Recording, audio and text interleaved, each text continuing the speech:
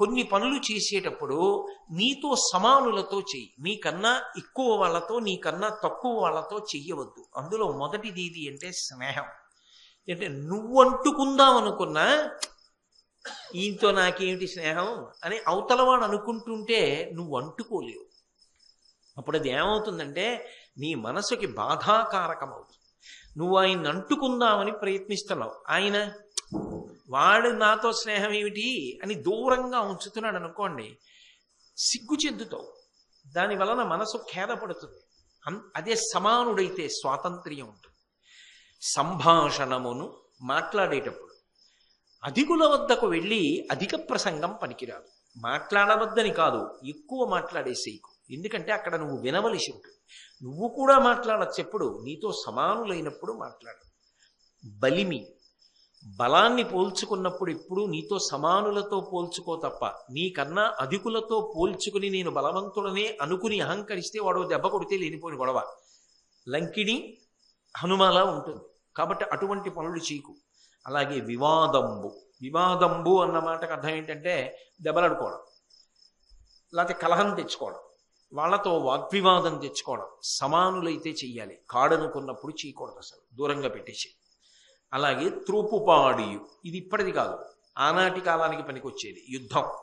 యుద్ధం చేయవలసి వచ్చినా కూడా సమానులతో యుద్ధం చెయ్యాలి తప్ప అధికులతో చేస్తే మట్టు పెట్టేస్తారు. మహాభారతంలోనే ఎన్ని ఉదాహరణలు ఉన్నాయి. చిత్రాంగదుడు విచిత్ర వీర్యుడు పుట్టినప్పుడు చిత్రాంగదుడు అలాగే కదా ఒక గంధర్వుడి మీదకి యుద్ధానికి వెళ్ళి గంధర్వుడి చేతిలో మడిసిపోయాడు. కాబట్టి సమానులతో తప్ప అధికులతో యుద్ధం చెయ్యకూడదు. తనతో సమానమైన వారితో చెయ్యాలి తప్ప అధికులతో కానీ అంతకన్నా తక్కువ వారితో కానీ చెయ్యవద్దు. అలా చెయ్యడం వల్ల నిష్కారణంగా నువ్వు ఇబ్బందుల పాలవుతావు. అలాగే ఇంకొక విశేషాన్ని చెప్తున్నాడు. మాలకరి పుష్పములు కోయుమాటి తేటి పువ్వుదేవియ గునియడు పోల్కి నిదురు కందకొండగ కొనున్నది కార్యఫలము బొగ్గులకు పూలె మొదలంట పొడువజనదు. అద్భుతమైనటువంటి ఉపమానములు రెండింటిని ప్రయోగించాడు. ఇందులో అంటున్నాడు, ఒక కార్యమును సాధించుట, ఒక పనిని సాధించుకోవాలి అంటే దానికి చేసే ప్రయత్నం ఎలా ఉండాలి చెప్తున్నాడు విదురుడు. మొదటిది, విదురుడు ధృతరాష్ట్ర మహారాజుతో మాట్లాడుతూ సప్త వ్యసనముల గురించి మాట్లాడాడు. కామక్రోధజనితమైనటువంటి హద్దులేని ప్రేయస్సును కూడుకున్నటువంటి అభిలాష ఏది ఉంటుందో అదే వ్యసనముగా మారుతుంది. ఆ వ్యసనము జీవితాన్ని ఎంత పతనం చేస్తుందో, ఆ వ్యసనములు ప్రధానముగా ఏ 7 ఉంటాయో నిన్నటి రోజున మాట్లాడాడు ఆయన. నిన్నటి రోజున మాట్లాడాడు అంటే నా ఉద్దేశం ఏంటంటే విదురుడు చెప్పింది నేను నిన్నను చెప్పాను అని.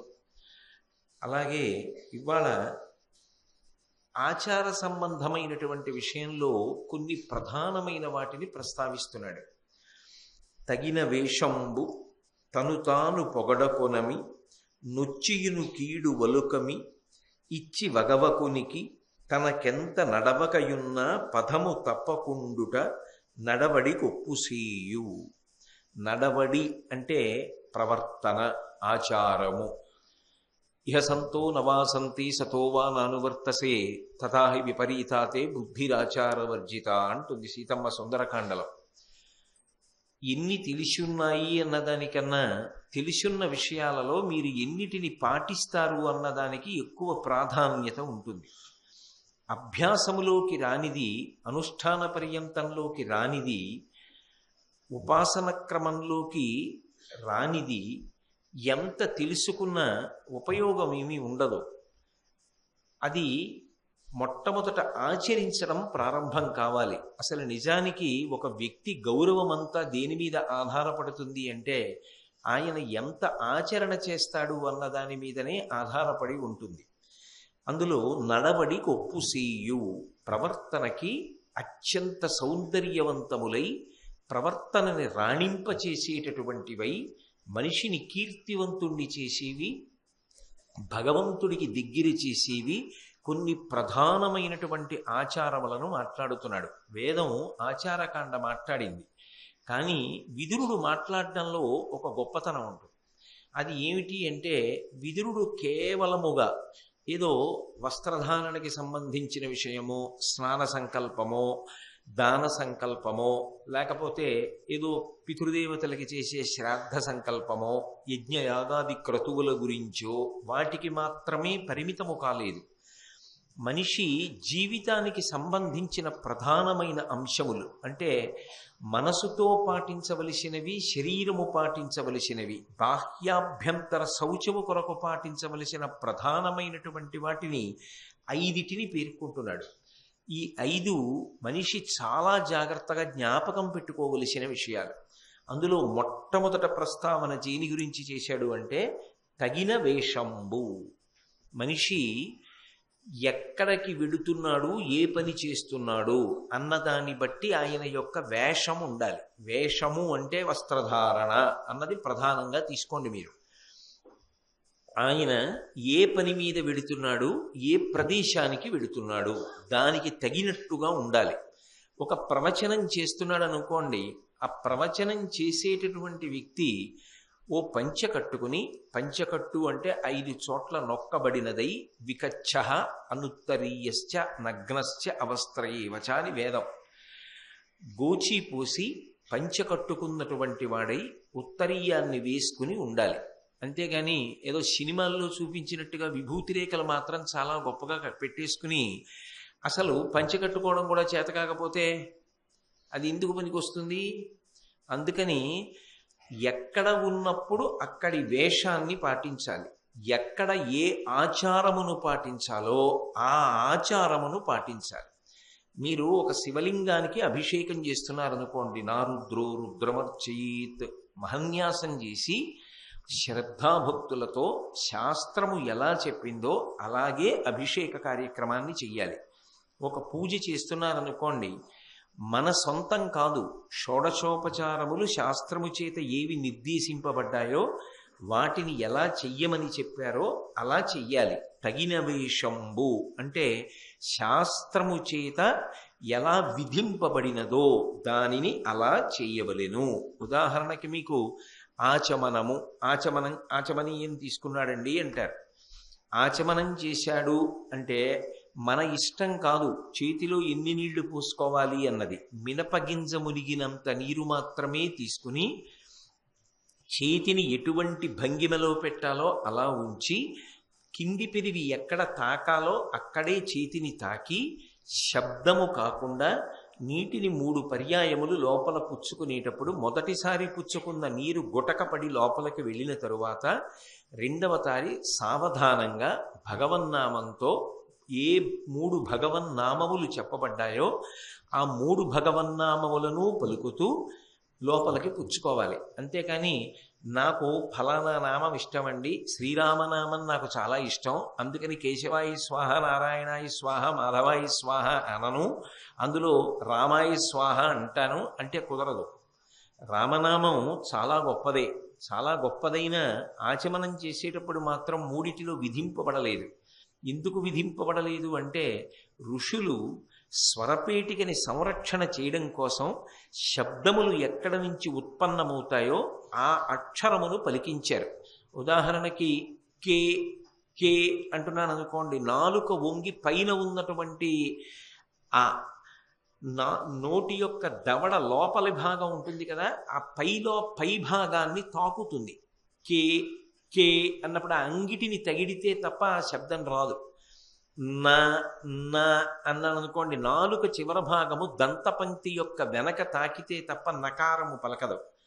మా మా అన్నాను అనుకోండి, 2 పెదవులు కలిస్తే తప్ప మకారము పలకదు.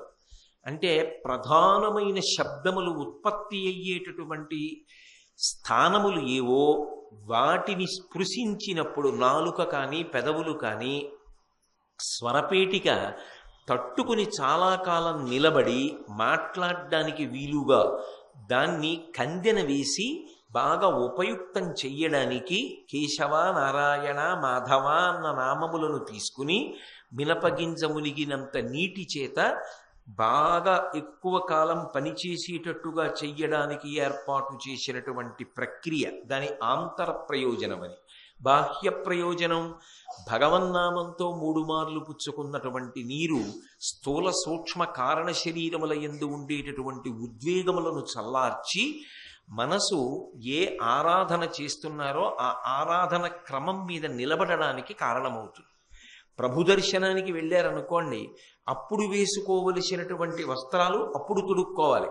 కంచుకములు తలకట్లును కాంచన భూషాంబరములు మెరయగా అంటారు భాగవతంలో. ప్రభు దర్శనానికి వెళ్ళినప్పుడు ఉన్న బట్టల్లో ఉత్తమమైనటువంటి వస్త్రములను ధరించి పరమ గౌరవంతో ప్రభువు యొక్క దర్శనానికి వెడతారు. ఒక్కొక్క చోటికి వెళ్ళినప్పుడు ఒక్కొక్క రకమైన వస్త్రధారణ ఉంటుంది. భగవదారాధన చేస్తున్నాడు అనుకోండి పురుషుడు, పైన ఉత్తరీయము విన ఇక ఏ వస్త్రం ఉండకూడదు. గాలికది కదులుతుంటే గుండె కనపడాలి, కనపడేటట్టుగా పూజ చెయ్యాలి. ఎక్కడ ఏ వేషాన్ని ధరించమని చెప్పిందో ఆ వేషాన్ని ధరించాలి. ఎక్కడ ఏ పూజ ఎలా చెయ్యబడిందని చెప్పిందో అలాగే చెయ్యాలి. అంతేకాని అందులో మళ్ళీ నా స్వంత ప్రయోగాలు చేస్తానండి అంటే అది అంగీకారయోగ్యము కాదు. అందుకే ఎక్కడ నువ్వు ఎలా ఉండాలో అలా ఉండడం నేర్చుకో. అసలు అలా ఉండడం మనిషి జీవితంలో ఒక గొప్ప గౌరవాన్ని సంతరించుకోవడం. అలా ఉండడం చేత కాలేదనుకోండి, మీరు నియమమునకు వశవర్తి కావడానికి అంగీకరించడం లేదు. ఒక నియమము పెట్టబడింది, ఆ నియమాన్ని మీరు ఔదల దాల్చడం మీకు గౌరవాన్ని ఇస్తుంది. ఇప్పుడు పోలీసు సిబ్బంది ఉన్నారనుకోండి, వాళ్ళు ఒక ప్రత్యేకమైనటువంటి రంగు కలిగిన బట్టలు వేసుకుంటారు. ఎంత వేసవి కాలం అవనివ్వండి, ఎంత తాపం ఉండనివ్వండి, ఎంత చెమట పట్టనివ్వండి, వాళ్ళు ఆ వస్త్రములని ధరిస్తారు. ఎందుకని అంటే వాళ్ళకి ఆ బట్టలు వేసుకున్నప్పుడు వాళ్ళు ఎంత కష్టపడుతున్నా సమాజ హితము మా మీద ఆధారపడి ఉన్నది కాబట్టి మేము ఇలా చెయ్యడం మాకు ఎంతో సంతోషదాయకమనేటటువంటి మానసికమైన స్ఫూర్తి కొరకు ఒక రంగు వస్త్రములను మాత్రమే ధరిస్తున్నారు. ఇంట్లో రంగురంగుల బట్టలు లేక కాదు, ఆ మానసికమైన స్ఫూర్తి కలిగితే బాగా ఊంచుకుంటారు. మీరు చూడండి, ఏదో ఒక వైద్యుడు ఉంటాడు, ఆ వైద్యుడు శస్త్రచికిత్స చెయ్యడానికి ఆ ప్రత్యేకమైన గదిలోకి లోపలికి వెడుతూ ఉంటాడు. వెడుతున్నప్పుడు ఆయన కొత్త బట్టలు వేసుకున్నా సరే విప్పేసి శస్త్రచికిత్సకి యోగ్యమైన బట్టలు వేసుకొని లోపలికి వెడతాడు. ఒకసారి ఎటువంటి వేషధారణ పొంది ఆయన లోపలికి వెళ్ళాడనుకోండి, ఆయన వ్యక్తిగతమైన అభిప్రాయములతో సంబంధం ఉండదు. ఆమె స్త్రీయా పురుషుడా, డబ్బున్నవాడా డబ్బు లేనివాడా, తెల్లగా ఉన్నారా నల్లగా ఉన్నారా, పొడుగ్గా ఉన్నారా పొట్టిగా ఉన్నారా, అందంగా ఉన్నారా అందవిహీనంగా ఉన్నారా, ఆయనకు అనవసరం. ఒకవేళ ఆయన యొక్క పరమ శత్రువే అక్కడ మంచం మీద పడుకుని కనపడినా అతను బ్రతకడానికి మాత్రమే వైద్యం చేస్తాడు తప్ప ఎట్టి పరిస్థితులలో మరొక రకంగా జరగడానికి ఆయన మనసు అంగీకరించదు. అలా ఏ వైద్యుడు చెయ్యడు. ఎందుకని అంటే ఆ సమయంలో ఆయన భగవదంశతో నిలబడతాడు. ఆయన మనసు ఏ రాగద్వేషములకు లొంగదు. రాగద్వేషాతీతంగా నిలబడడానికి కావలసినటువంటి స్ఫూర్తి ఆ వేషము ఇస్తుంది. అందుకే ఒక్కొక్క అధికారి ఒక్కొక్క వేషంలో ఉంటాడు. పూర్వం మంత్రి అంటే రాజ్యంలో ఉండేటటువంటి మంత్రిది ఒక వేషధారణ, ఒక సేనాధిపతి ఆయన యొక్క వేషధారణ వేరు, ఒక ఖడ్గం వేలాడుతుండగా ఉంటాడు యువరాజు, ఆయనది ఒక వేషం, చక్రవర్తి ఆయనది ఒక వేషం. ఎక్కడ ఎవరు ఎలా ఉండాలో అలా ఉండాలి. అంతేకాని వ్యక్తిగతమైనటువంటి ఆలోచనలకు వ్యక్తిగతమైన ఇష్టాయిష్టములతో నువ్వు పాటించవలసినటువంటి నియమానికి ప్రతిబంధకమైన రీతిలో ఘర్షణ కలిగేటట్టుగా నువ్వు ప్రవర్తించకూడదు. అలా ప్రవర్తిస్తే ఏమవుతుంది అంటే 10 మందిలో మనం ఒక్కళ్ళం వేరుగా ఉన్నట్లుగా కనపడుతుంది. 1, 2 ఆ నియమమును ఔదలదాల్చడానికి ఇష్టపడని వ్యక్తి అని తెలిసిపోతుంది. అందుకే అసలు పైవేషంలోనే నియమాన్ని పాటించలేని వాడివి ఇక భగవంతుడు పెట్టిన నియమాలు ఏ ఇతరమైన నియమాలు పాటిస్తావు? ఏ శాస్త్రము నీకు అక్కర్లేదు. అన్ని శాస్త్రములను ధిక్కరించి నేను బ్రతుకుతానన్నవాడు ఆచరణలో తెలిసిపోతోంది. బట్ట కట్టుకోవడంలో ఆయనకి శాస్త్రం తెలియదని తెలుసు, ఆయన పూజ చేస్తే ఆయనకి ఏమీ తెలియదని తెలుసు. ఆయన శివలింగానికి అభిషేకం చేస్తే ఆయనకేమీ తెలియదని తెలుసు. ఏమీ తెలియని వాడివి అన్నీ తెలిసిన్నట్టు ఎన్ని రకాల మచ్చల ఒంటి మీద పెట్టుకుంటే, ఎన్ని రకాల పేర్లు పెట్టుకుంటే నువ్వు తెలిసిన్నవాడివి అవుతావు? దాని చేత తెలిసిన్నవాడివి అవుతావా? అన్నీ తెలుసున్నమాది అన్న మాటకు అర్థం ఏమిటంటే, లోకంలో ఉన్న వాంగ్మయం అంతా తెలియడం ఎప్పుడూ సాధ్యం కాదు. ఏది తెలుసుకున్నావో దానికి నువ్వు వశపడి ఉన్నావా? అది నువ్వు ఆచరిస్తున్నావా? కనీసం తెలుసుకున్న దాంట్లో ప్రధానమైనవైనా కొన్ని ఆచరించడానికి సిద్ధపడుతున్నావా? అలా ఆచరించడానికి సిద్ధపడకపోతే, ఆచారకాండ యందు ఆ గౌరవం లేకపోతే ఎలా నిలబడతావు? ఒక పోలీస్ కానిస్టేబుల్ ఉన్నాడు, ఆయన బట్టలు వేసుకోకపోయినా చాలా బాగా పనిచేయగలడు. కానీ ఆ బట్టలు వేసుకోకుండా చేస్తానంటే అంగీకరిస్తారా? అంగీకరించరు. ఒక్కొక్క కార్యాలయంలో ఈ రకమైన బట్టలే వేసుకోవాలి అని ఒక నియమం ఉంటుంది. ఆ బట్టలే వేసుకోవాలంతే తప్ప ఇంకొక బట్టలు వేసుకోవడానికి వీల్లేదు. ఎందుకంటే దాని వలన ఒక మానసికమైన స్ఫూర్తి కలుగుతుంది. ఆ సంస్థ యొక్క ధ్యేయాల్ని సాధించడంలో సఫలీకృతులవుతారు అని యాజమాన్యం నమ్మింది. నువ్వు అందులో ఉద్యోగం చెయ్యాలి అంటే దానికి తగినట్టుగా నువ్వు సిద్ధపడాలంతే. అంతేకాని నియమమును పాటించను అన్నవాడికి అసలు దాని మీద గౌరవం ఉన్నదని చెప్పడం కష్టం. దాని వలన అసలు ఎవరి యందు నువ్వు గౌరవాన్ని ప్రకటిద్దాం అనుకుంటున్నావో ఆయన యొక్క అనుగ్రహమునకు పాత్రుడవు కావడానికి సాధ్యం కాదు. దీనికన్నిటికీ అతీతం ఎప్పుడైపోతాడు అంటే ఒక జ్ఞానిగా మారిపోయిన తర్వాత. జ్ఞానిగా మారినవాడెవడు నేను జ్ఞానినని చెప్పుకోడు. ఆయనని నిజంగా చూస్తే పిచ్చివాడు అనుకుంటారు. నేను పరమసత్యం చెప్తున్నాను. ఒక జ్ఞాని ఎప్పుడూ ఒక పిచ్చివాళ్లా కనపడతారు. అరుణాచలంలో భగవాన్ రమణులు చాలా కాలం గోచి కూడా పెట్టుకోలేదు. పెట్టుకోకుండా తిరుగుతుంటే చుట్టూ ఉన్నవాళ్ళు సమాజం అని ఒకటి ఉన్నది, దానికి తెలియదు, మిమ్మల్ని పిచ్చివాడు అనుకుని రాళ్ళు పెట్టి కొడతారు, కనీసం గోచి మా కోసం పెట్టుకోండి అంటే గోచి పెట్టుకున్నారు. అనేక సందర్భాల్లో కామకోటి పీఠాధిపత్యం వహించిన చంద్రశేఖరేంద్ర సరస్వతీ స్వామి వారి యొక్క వేషాన్ని మీరు చూస్తే గోచి కూడా జారిపోతుండగా వారు వెడుతున్నటువంటి చిత్రవులు ఉన్నాయి. వాళ్ళకి శరీర భ్రాంతి ఉండదు. ఆ స్థాయికి నిజంగా వెళ్ళిపోయిన వాళ్ళు వేషం కట్టిన వాళ్ళు కారు. అంతేకాని నేను గడ్డం పెంచుకుంటే ఆరుద్రనవుతానా, గోచి పెట్టుకుంటే భగవాన్ రమణులనవుతానా? వేషాలు కడితేను పేర్లు పెట్టుకుంటేను అవరు. ఎప్పుడవుతారు అంటే లోపల పండాలి. ఆ లోపల పండడం అన్నది ఎక్కడొస్తుంది అంటే ముందు ఆయా ఆచారములకు సంబంధించినటువంటి నియమముల పట్ల గౌరవముతో బ్రతకడం రావాలి. అసలు అదే రానప్పుడు, అక్షరాభ్యాసమే కానప్పుడు, అలే రానప్పుడు నువ్వు వేదాంతం గురించి ఎలా చదువుకుంటావు, ఎలా మాట్లాడతావు? అది సాధ్యమయ్యే విషయమా? అందుకే విదురుడు ఒక గంభీరమైన విషయాన్ని ప్రస్తావన చేస్తున్నాడు. మనిషి దీని పట్ల గౌరవాన్ని పొంది ఉండాలి. ఒక సిపాయి ఉంటాడు, ఒక సైనికుడు. ఆయన ముందు దేన్ని గౌరవిస్తాడు అంటే తన వేసుకునే బట్టని గౌరవిస్తాడు. మీరు చూడండి, మనం కూడా ఈ దేశము యొక్క సార్వభౌమాధికారాన్ని అంతటినీ ఎందులో చూస్తాం? త్రివర్ణ పతాకంలో చూస్తాం. ఆ 3 రంగుల జెండా కనపడింది అనుకోండి, ఏదో ప్రాణం లేచి వచ్చినట్టు ఉంటుంది. అమ్మ కనపడినట్టు ఉంటుంది, తండ్రి కనపడినట్టు ఉంటుంది, గురువు కనపడినట్టు ఉంటుంది. అంత సంతోషం కలుగుతుంది ఆ త్రివర్ణ పతాకం కనపడగానే. అది మొత్తం దేశ గౌరవానికి, దేశ ప్రతిష్టకు, దేశ సార్వభౌమాధికారానికి అది చిహ్నం. అది కనపడింది అనుకోండి, నమస్కారం పెట్టకుండా నా దేశం అని సంతోషం పొందకుండా మీరు వెళ్ళగలరా? వెళ్ళలేరు. ఈ గుడ్డ ముక్కలో సార్వభౌమాధికారం ఎలా ఉందని అడుగుతారా? అలా అడగరు ఎవరు. ఆ జెండా అనేటప్పటికీ మనందరం దేశమాతకి గౌరవిస్తున్నామని పతాకానికి గౌరవిస్తాం. అందులో ఒక నియమం ఉన్నది, ఒక మానసికమైన లొంగుబాటు ఉన్నది, గౌరవావిష్కారం ఉన్నది. చూడండి, కొన్ని చోట్ల ఓ మాట అంటారు, ఆ యూనిఫామ్కి నేను గౌరవం ఇస్తానండి అంటారు. నిజంగా అది అంత గొప్పది. ఒక సైనికుడు వేసుకునేటటువంటి బట్టలకి అంత గౌరవం ఉంటుంది. కాబట్టి అది మనం ఆలోచన చేసినప్పుడు ఒక నియమాన్ని పాటించడం అనేటటువంటిది ఎంత గొప్ప విషయమో మనకు అర్థం అవుతుంది. అందుకే విదురుడు మనిషి తప్పకుండా గుర్తుపెట్టుకోవలసినటువంటి 5 విషయాలలో ఒకటిగా దాన్ని ప్రస్తావన చేస్తున్నాడు. అది కట్టు కావచ్చు, బొట్టు కావచ్చు, జుత్తు ముడి కావచ్చు, అలంకారం కావచ్చు, భూషణము కావచ్చు, ఏదైనా కావచ్చు, కానీ ఆ వేషము ఆ ప్రదేశమునకు తగినదయ్యి ఉంటే, నువ్వు వెళ్ళిన చోటుకి తగినదయ్యి ఉంటే అది ఎప్పుడూ శోభిస్తుంది. అందుకే తగిన వేషంబు తను తాను పొగడకొనమి. ఏ కారణము చేత కూడా తనని తాను పొగుడుకోకూడదు.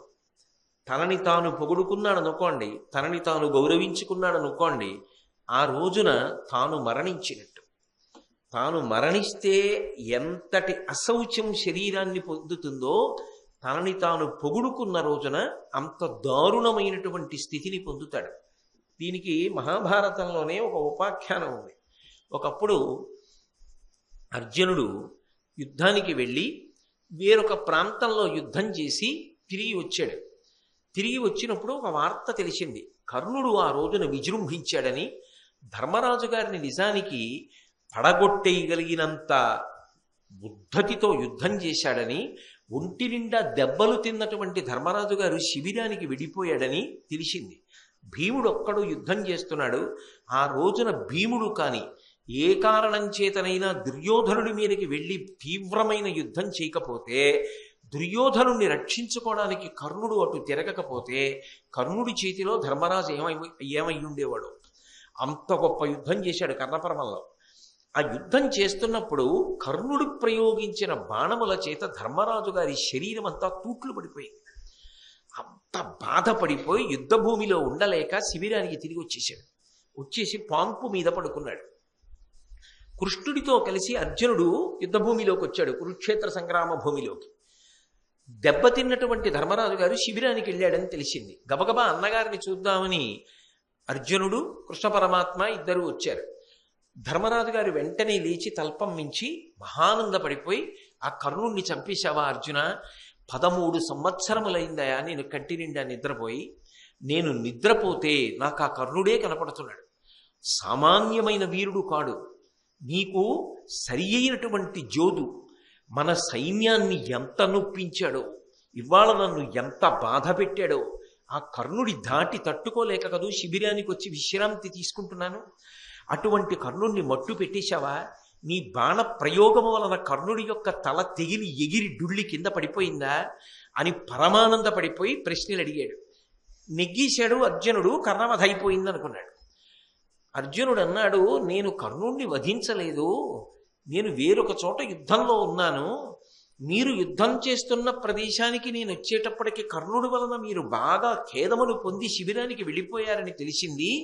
భీముడు యుద్ధం చేస్తున్నాడు, మిమ్మల్ని చూసి వెడదామని వచ్చాను అన్నయ్య అన్నాడు. అనగానే ధర్మరాజు గారికి ఎక్కడలేని కోపం వచ్చింది. కోపం వచ్చి ఆయన అన్నాడు, మనం అరణ్యవాసం చేస్తున్నప్పుడు ద్వైతవనంలో ఉండగా నువ్వు అనేక పర్యాయాలు కర్ణుణ్ణి ఓడిస్తానని ప్రగల్భాలు పలికావు. నువ్వు పుట్టినప్పుడు అశరీరవాణి పలికింది, కురువీరులందరినీ కూడా ఇతను జయిస్తాడని. నువ్వు చెప్పిన మాటలు నమ్ముకుని కదా నేను యుద్ధానికి వచ్చాను. నేను కర్ణుణ్ణి జయించలేను అని నువ్వు నాకు ఒక్క మాట చెప్పుంటే ఎప్పుడో ధృతరాష్ట్రుడి కాళ్ళు పట్టుకుని ఊడిగం చేస్తూ ఆయన దగ్గరే బతికేవాణ్ణి. ఇప్పటికైనా ఆలస్యం లేదు. నువ్వేమిటో నీ శక్తి ఏమిటో నాకు అర్థమైపోయింది. నువ్వు గెలవలేవు కర్ణుడిని, నీ చేత కాదు. నువ్వు కర్ణుడి ముందు నిలబడలేవు, నీకు భయం కర్ణుడి చేత ఓడిపోతానని. నాకు అర్థమైపోయింది కాబట్టి నేను అరణ్యములకు వెళ్ళిపోతాను. లేదా ఒక పని చెయ్యి, నీకు తోడు చేతిలో ఆ గాంధీవం కూడా ఎందుకు? ఆ గాంధీవం కృష్ణుడికి, కృష్ణుడు గాంధీవం పట్టుకుని యుద్ధం చేస్తాడు, నువ్వు సారథ్యం చెయ్యి, కర్ణవధ పూర్తవుతుంది. తప్ప నీకు అలంకారం తప్ప గాంధీవం, ఆ గాంధీవంతో నువ్వేం చేయగలవు? కనుక నిన్ను నమ్మి, గాంధీవాన్ని నమ్మి నేను యుద్ధానికి వచ్చాను. నీకున్నటువంటి రథం చూస్తే అగ్నిహోత్రుడిచ్చింది, అశ్వములు చూస్తే దేవతలు ఇచ్చినవి, గాంధీవం చూస్తే దేవదత్తము, నీకున్నటువంటిదేమో దివ్యమైన శంఖము, సాక్షాత్తు శ్రీహరి నీకు సారథి. నువ్వు కర్ణుణ్ణి నిర్జించలేక తిరిగి వచ్చావు. ఇన్ని దెబ్బలు తిని నేను వచ్చి పడుకున్నాను ఇక్కడ, పైగా తగుదునమ్మా అని పరామర్శ చేయడానికి వచ్చావు. నీకు సిగ్గు లేదు. కాబట్టి ఆ గాంధీవం కృష్ణుడికి ఇచ్చేయదు. అనగానే అర్జునుడు వరలోంచి కత్తి తీశాడు. కృష్ణ పరమాత్మకు అనుమానం వచ్చి గబగబా వచ్చి చేయి పట్టుకున్నాడు అర్జునుడి. పట్టుకుని, బావా ఇప్పుడు కత్తి తీయవలసినంత అవసరమే ఉంది? కర్ణుడు ఉన్నాడా, దుర్యోధనుడు ఉన్నాడా? మీ అన్నగారు కదా ఎదురుగా ఉన్నది, నీకు పూజ్య భావన కదా, కత్తి ఎందుకు తీశావన్నాడు.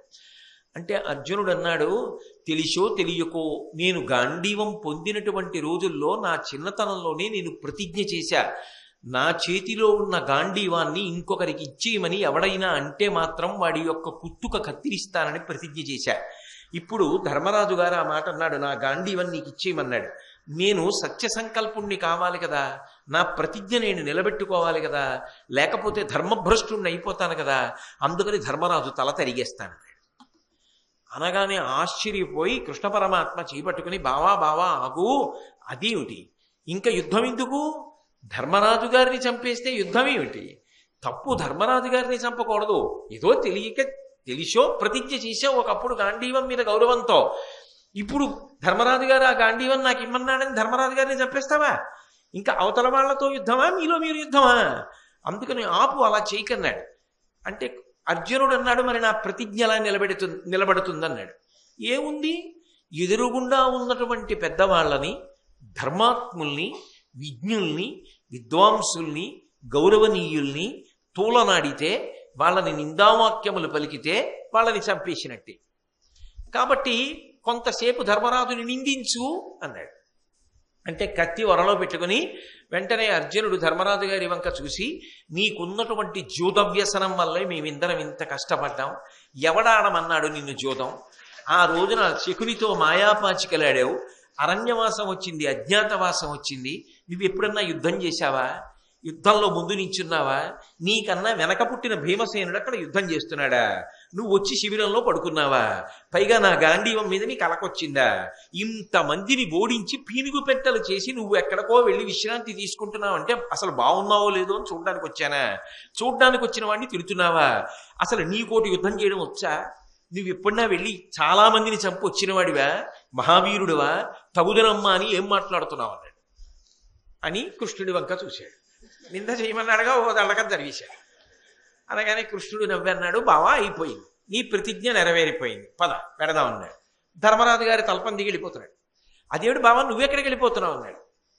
చాలే అర్జునుడు అన్న మాటలకి నా మనసు విరిగిపోయింది, నేను అరణ్యానికి పోయి తపస్సు చేసుకుంటాను, వెళ్ళిపోతున్నాను అన్నాడు.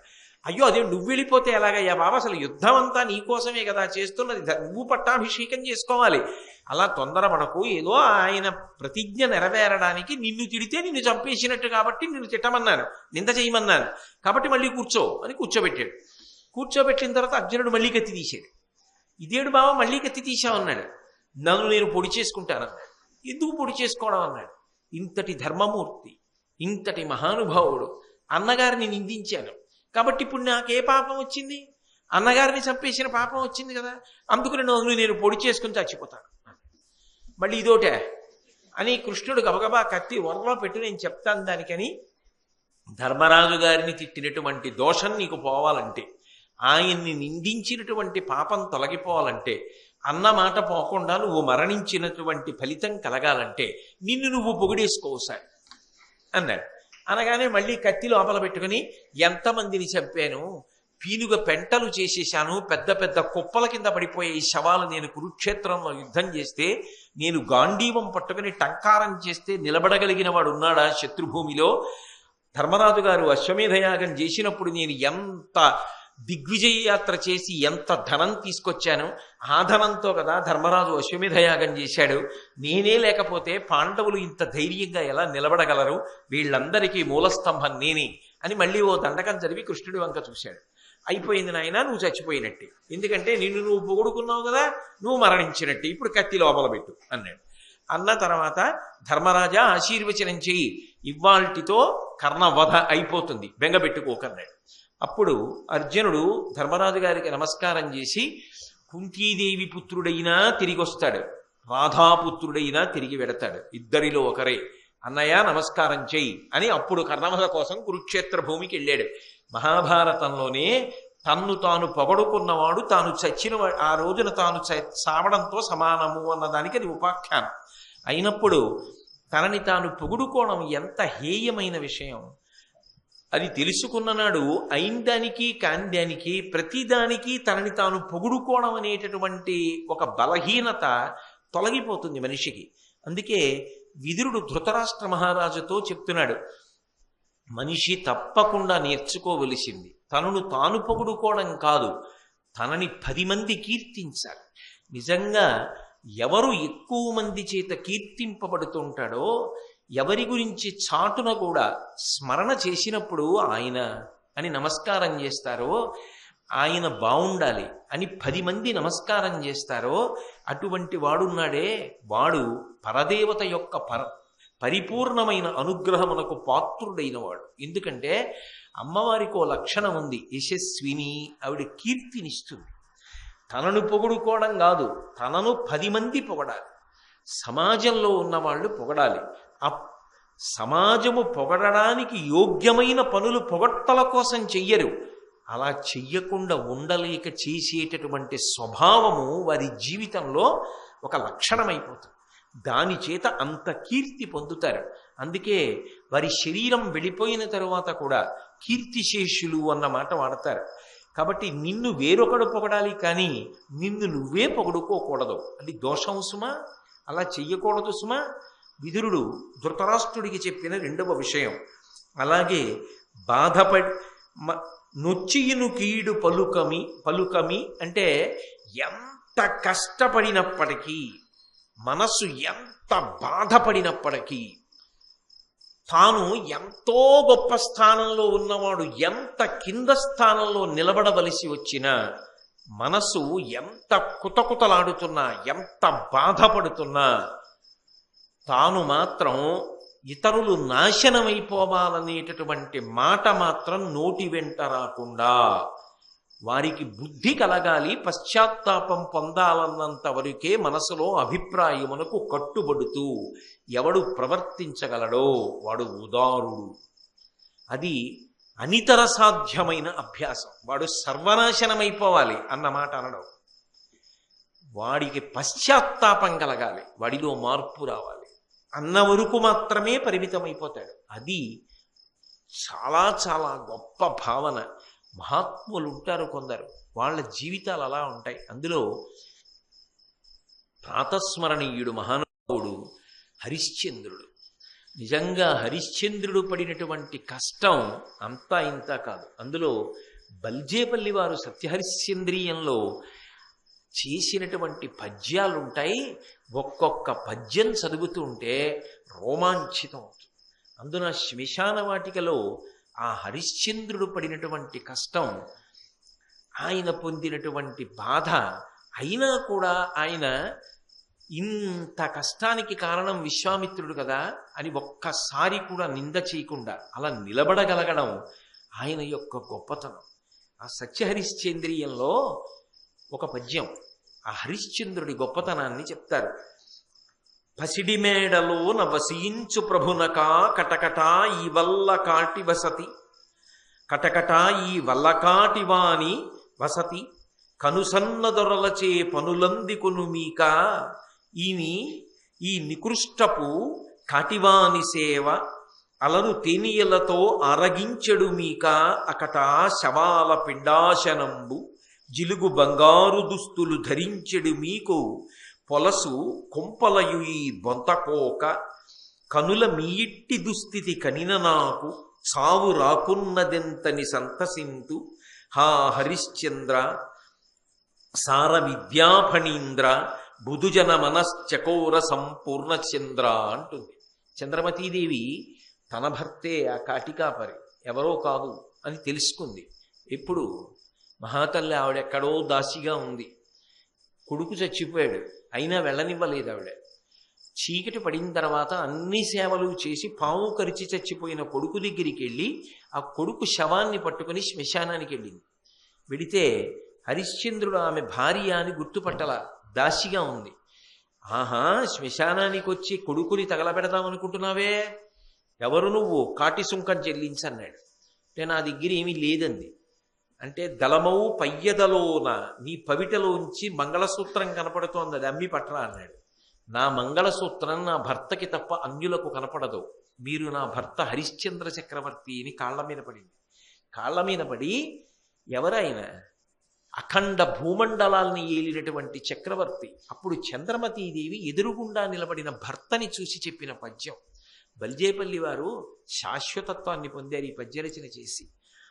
పసిడి మేడలోన నివసించు ప్రభునక కటకటా ఈ వల్ల కాటి వసతి.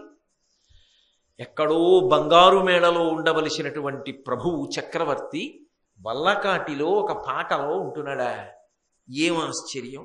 కనుసన్న దొరలచే పనులందుకొను మీక ఈ నికృష్టపు కాటివాని సేవ. తన కను సైగ చేస్తే పెద్ద పెద్ద అధికారులు కూడా వచ్చి ఆయనకి ఊడిగం చెయ్యాలి. అంతటి పదవిని వెలగబెట్టినవాడు ఇవాళ ఆ శ్మశానాన్ని నిర్వహించడానికి పాట పాడుకున్నటువంటి ఒక వ్యక్తికి సేవ చేసి వల్లకాటిలో శవాలు కాలుస్తున్నాడు. అలరు తేనియలతో అరగించడు మీక అకట శవాల పిండాసనంబు. ఎక్కడో తేనెతో కూడుకున్నటువంటి మధుర పదార్థాలు తినేటటువంటి చక్రవర్తి శవాల్ని కాల్చే ముందు పెట్టినటువంటి పిండములు తీసుకుని అన్నం కింద తింటున్నాడు.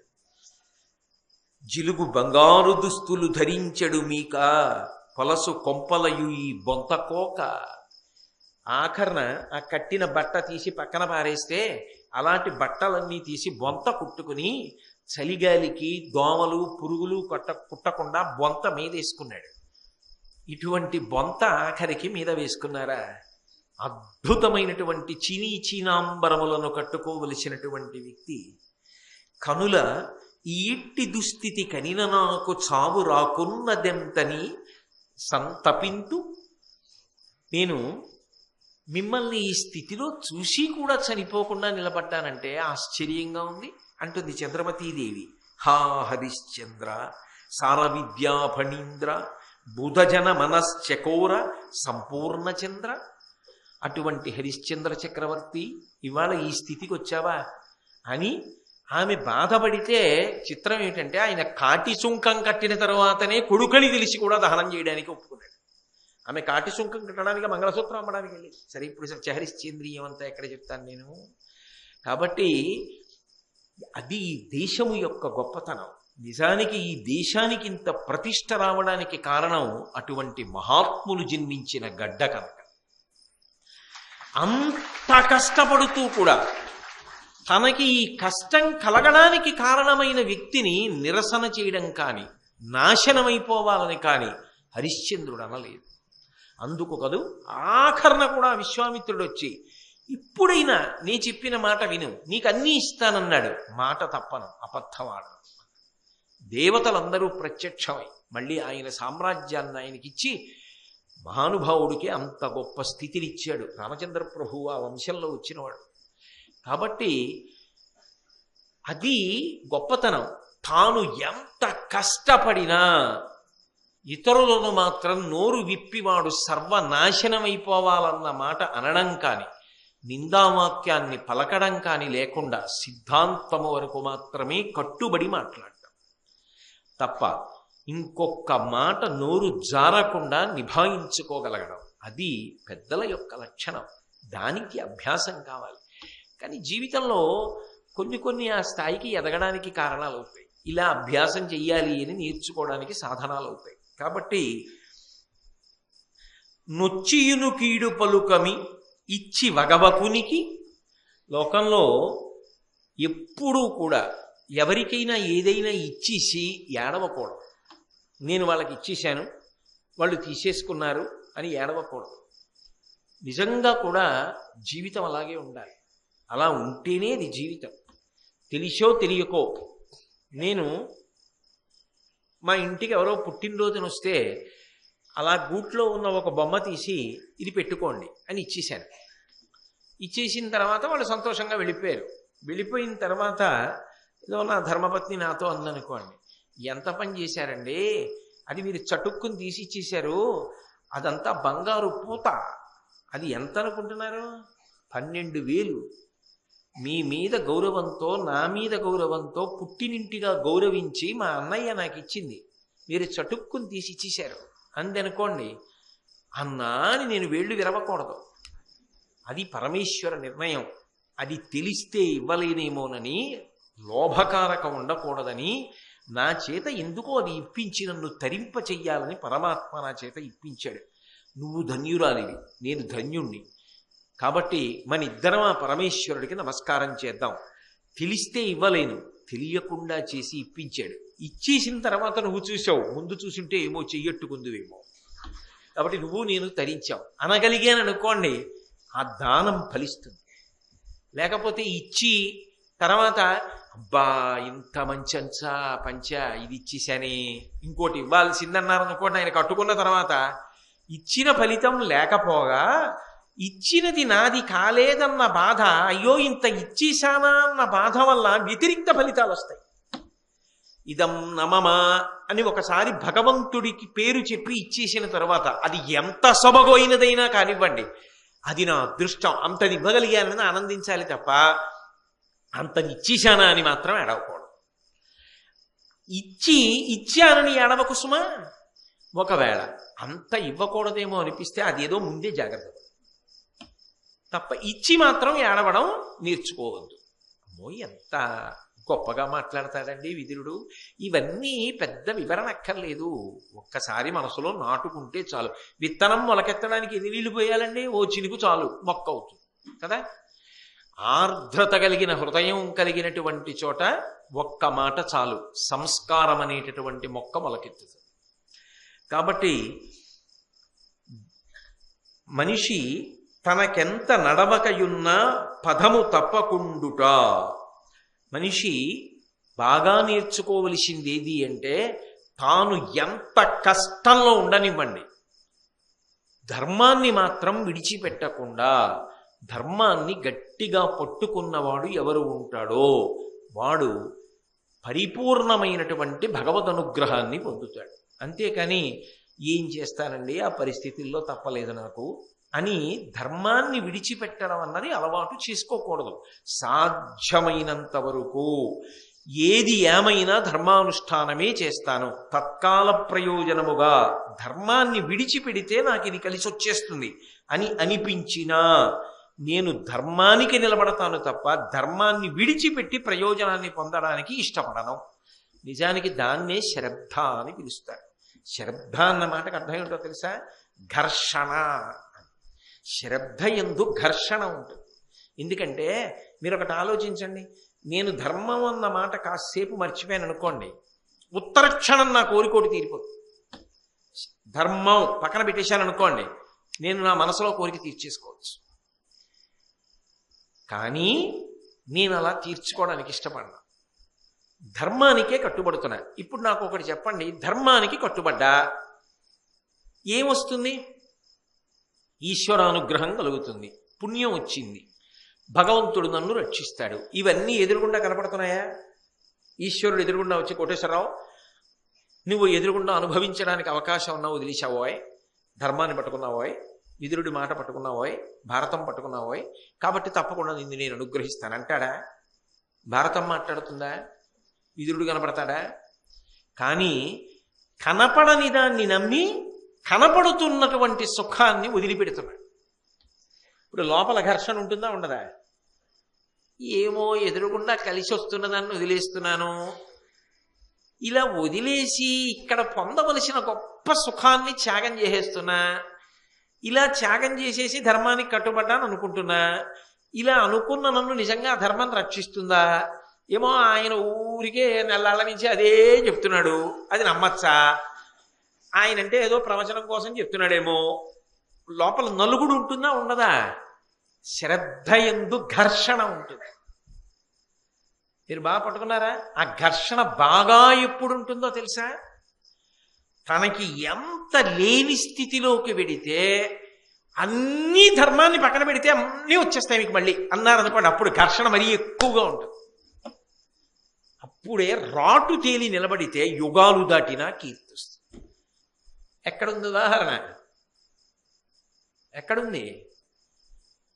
శ్రీరామాయణం అండి. రాజ్యం పోయింది, సీతమ్మ కనపడకుండా పోయింది, జాడ కూడా తెలియదు. వాలితో స్నేహం చేస్తే వాలి ఇలా చిటికేస్తే చాలు రావణాసురుడు వచ్చేస్తాడు. ఎందుకని అంటే 4 సముద్రాల్లో తోకతో ముంచి తీసుకెళ్లి కిష్కింధలో వదిలిపెట్టాడు. వాళ్ళిద్దరికీ అపవిత్ర సంధి ఉంది, నీకేది దొరికినా అనుభవించి నాకు కూడా ఈ అనుభవిస్తా అని ఇద్దరు ఒప్పందం చేసుకున్నారు. వాళ్ళంటే రావణాసురుడికి మహాభయం.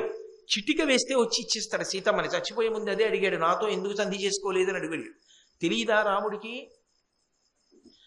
సుగ్రీవుడు వచ్చి సంధి చేసుకోమంటే మీతో చేసుకుంటే ఏం వస్తుందాయా, నాకు మీ అన్నయ్యతో చేసుకుంటానని వాలి దగ్గరికి ఎడితే రామాయణం అయిపోయింది కిష్కింధకాండతో. ఇంకా సుందరకాండ యుద్ధకాండ లేవు, పట్టాభిషేకమే. ఏమో వాలికి సంతోషించాడు అనుకోండి, ఏమో తార చెప్పిందని ఒప్పుకున్నాడు అనుకోండి, అలాగే లేవయా తీసుకెళ్ళిపో సీతమ్మని రావణాసురుడిని పిలిపించి ఇచ్చేవయా ఆయన్ని, ఎందుకు అలా బాధ పెడతావు ఆయన్ని అంటే సీతమ్మని ఇచ్చేసాడు అనుకోండి, రాముడు సీతమ్మని అటుకు వెళ్ళిపోయాడు అనుకోండి. రామాలయం ఎందుకు, మనం వెళ్ళి నమస్కారం చేయడం ఎందుకు, రామాయణం చెప్పుకోవడం ఎందుకు? అదే క్షాత్రధర్మం, అదే ధర్మాన్ని రక్షించడం కాదు. తప్పులో ఉన్నవాడు వాలి, తప్పు చేసిన వాలితో స్నేహం చేసిన భార్యను తెచ్చుకోను.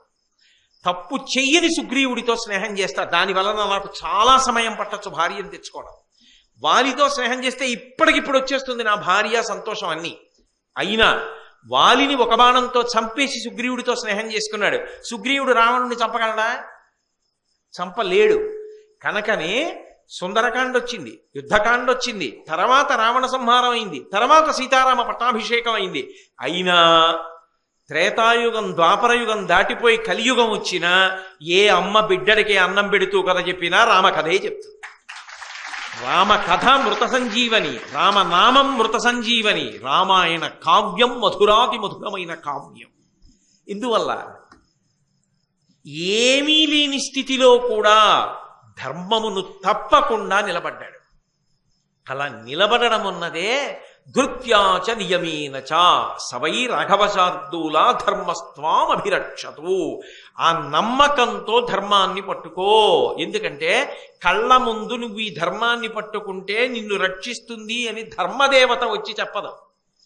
కానీ నమ్మకం ఎక్కడి నుంచి కలుగుతుంది? అప్పుడు రామాయణం గుర్తు రావాలి, అప్పుడు భారతం గుర్తు రావాలి, అప్పుడు విదురుడు గుర్తు రావాలి.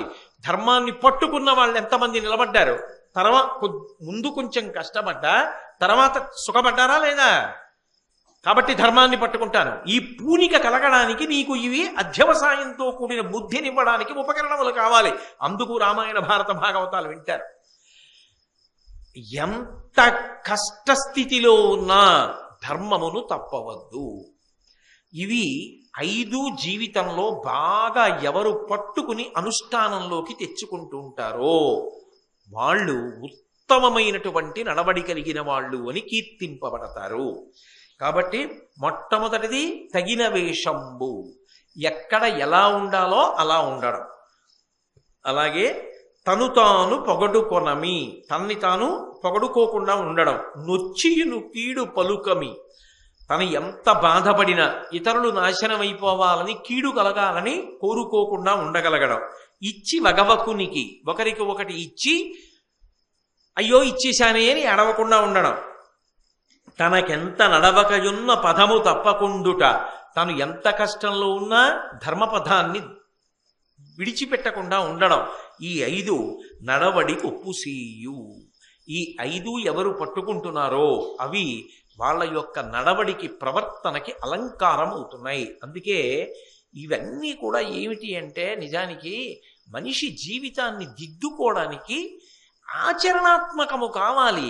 ఆచరణ, అభ్యాసము, అనుష్ఠానము, ఉపాసన ఇవన్నీ తెస్తాయి తప్ప ఇవన్నీ అభ్యాసము కోసం వినడం తప్ప అభ్యాసము లేని వినడం, అభ్యాసము లేని చదువు, అభ్యాసము లేని ఆచారము, ఆచారమును వదిలినటువంటి నడవడి ఇవేవి కూడా మనిషిని శోభింప చెయ్యవు. అందుకే అన్నిటికన్నా ప్రధానము ఆచరణే. దాని మీద నమ్మకంతో ఆచరించగలగాలి. అలాగే చిలిమియు సంభాషణమును బలిమి వివాదంబు త్రోపు వాడియు తమయంతలమారితోన తగు అధికుల హీనుల తోడనైన కొరకాదదిపా. దీనికి పెద్ద వివరణ అక్కర్లేదు, ఎందుకంటే మీ అందరూ కూడా చాలా తేలిగ్గా పట్టుకోగలిగినటువంటి విషయాన్నే ప్రతిపాదన చేస్తున్నాడు విదురుడు ఇందులో. చిలిమియు, స్నేహం చేసినప్పుడు ఎప్పుడూ కూడా స్నేహమే కాదు, ఇప్పుడు చెప్తున్నవేవున్నాయో ఇవన్నీ కూడా జ్ఞాపకం పెట్టుకోవలసిన విషయం ఒకటి ఉంటుంది. తనకన్నా అధికులతో చెయ్యకూడదు, తనకన్నా తక్కువ వారితో చేయకూడదు, తనతో సమానులతో చెయ్యాలి. తనకన్నా తక్కువ వారితో చేసినా వారు తనతో సమానంగా లేరని ఈసడించేటటువంటి స్వభావంతో మాత్రం చేయకూడదు. అందుకే అది కొంతమందికే వస్తుంది. కాబట్టి సాధారణ సిద్ధాంతం ఏమిటంటే ఈ 5 కొన్ని పనులు చేసేటప్పుడు నీతో సమానులతో చెయ్యి. నీకన్నా ఎక్కువ వాళ్ళతో, నీకన్నా తక్కువ వాళ్ళతో చెయ్యవద్దు. అందులో మొదటిది ఏది అంటే స్నేహం. అంటే నువ్వు అంటుకుందాం అనుకున్నా ఈయనతో నాకేమిటి స్నేహం అని అవతలవాడు అనుకుంటుంటే నువ్వు అంటుకోలేవు. అప్పుడు అది ఏమవుతుందంటే నీ మనసుకి బాధాకారకం అవుతుంది. నువ్వు ఆయన్ని అంటుకుందామని ప్రయత్నిస్తున్నావు, ఆయన వాడు నాతో స్నేహం ఏమిటి అని దూరంగా ఉంచుతున్నాడు అనుకోండి, సిగ్గు చెందుతావు. దాని వలన మనసు ఖేదపడుతుంది. అదే సమానుడైతే స్వాతంత్ర్యం ఉంటుంది. సంభాషణమును మాట్లాడేటప్పుడు అధికుల వద్దకు వెళ్ళి అధిక ప్రసంగం పనికిరాదు. మాట్లాడవద్దని కాదు, ఎక్కువ మాట్లాడేసేయకు. ఎందుకంటే అక్కడ నువ్వు వినవలసి ఉంటుంది. నువ్వు కూడా మాట్లాడచ్చు. ఎప్పుడు నీతో సమానులైనప్పుడు మాట్లాడు. బలిమి, బలాన్ని పోల్చుకున్నప్పుడు ఎప్పుడు నీతో సమానులతో పోల్చుకో తప్ప నీకన్నా అధికులతో పోల్చుకుని నేను బలవంతుడనే అనుకుని అహంకరిస్తే వాడు దెబ్బ కొడితే లేనిపోయిన గొడవ. లంకిణి హనుమాలా ఉంటుంది. కాబట్టి అటువంటి పనులు చేయకు. అలాగే వివాదంబు అన్న మాటకు అర్థం ఏంటంటే దెబ్బలాడుకోవడం, లేకపోతే కలహం తెచ్చుకోవడం, వాళ్ళతో వాగ్వివాదం తెచ్చుకోవడం. సమానులైతే చెయ్యాలి. కాడనుకున్నప్పుడు చేయకూడదు, అసలు దూరంగా పెట్టేసి. అలాగే త్రూపుపాడియు, ఇది ఇప్పటిది కాదు, ఆనాటి కాలానికి పనికొచ్చేది. యుద్ధం చేయవలసి వచ్చినా కూడా సమానులతో యుద్ధం చెయ్యాలి తప్ప అధికులతో చేస్తే మట్టు పెట్టేస్తారు. మహాభారతంలోనే ఎన్ని ఉదాహరణలు ఉన్నాయి. చిత్రాంగదుడు విచిత్ర వీర్యుడు పుట్టినప్పుడు చిత్రాంగదుడు అలాగే కదా ఒక గంధర్వుడి మీదకి యుద్ధానికి వెళ్ళి గంధర్వుడి చేతిలో మడిసిపోయాడు.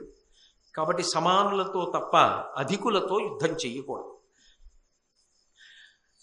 తనతో సమానమైన వారితో చెయ్యాలి తప్ప అధికులతో కానీ అంతకన్నా తక్కువ వారితో కానీ చెయ్యవద్దు. అలా చెయ్యడం వల్ల నిష్కారణంగా నువ్వు ఇబ్బందుల పాలవుతావు. అలాగే ఇంకొక విశేషాన్ని చెప్తున్నాడు.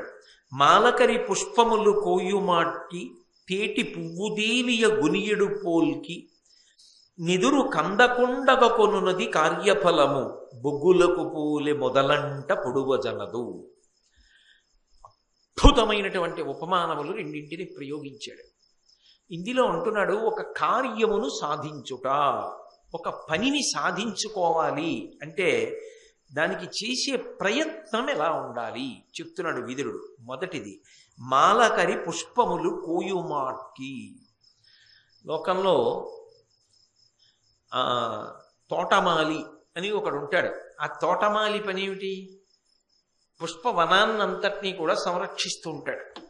ఆయనకి తెలుసు ఒక్క పువ్వు పుయ్యాలి అంటే దాని వెనక ఎంత కష్టం ఉంటుందో తెలుసు.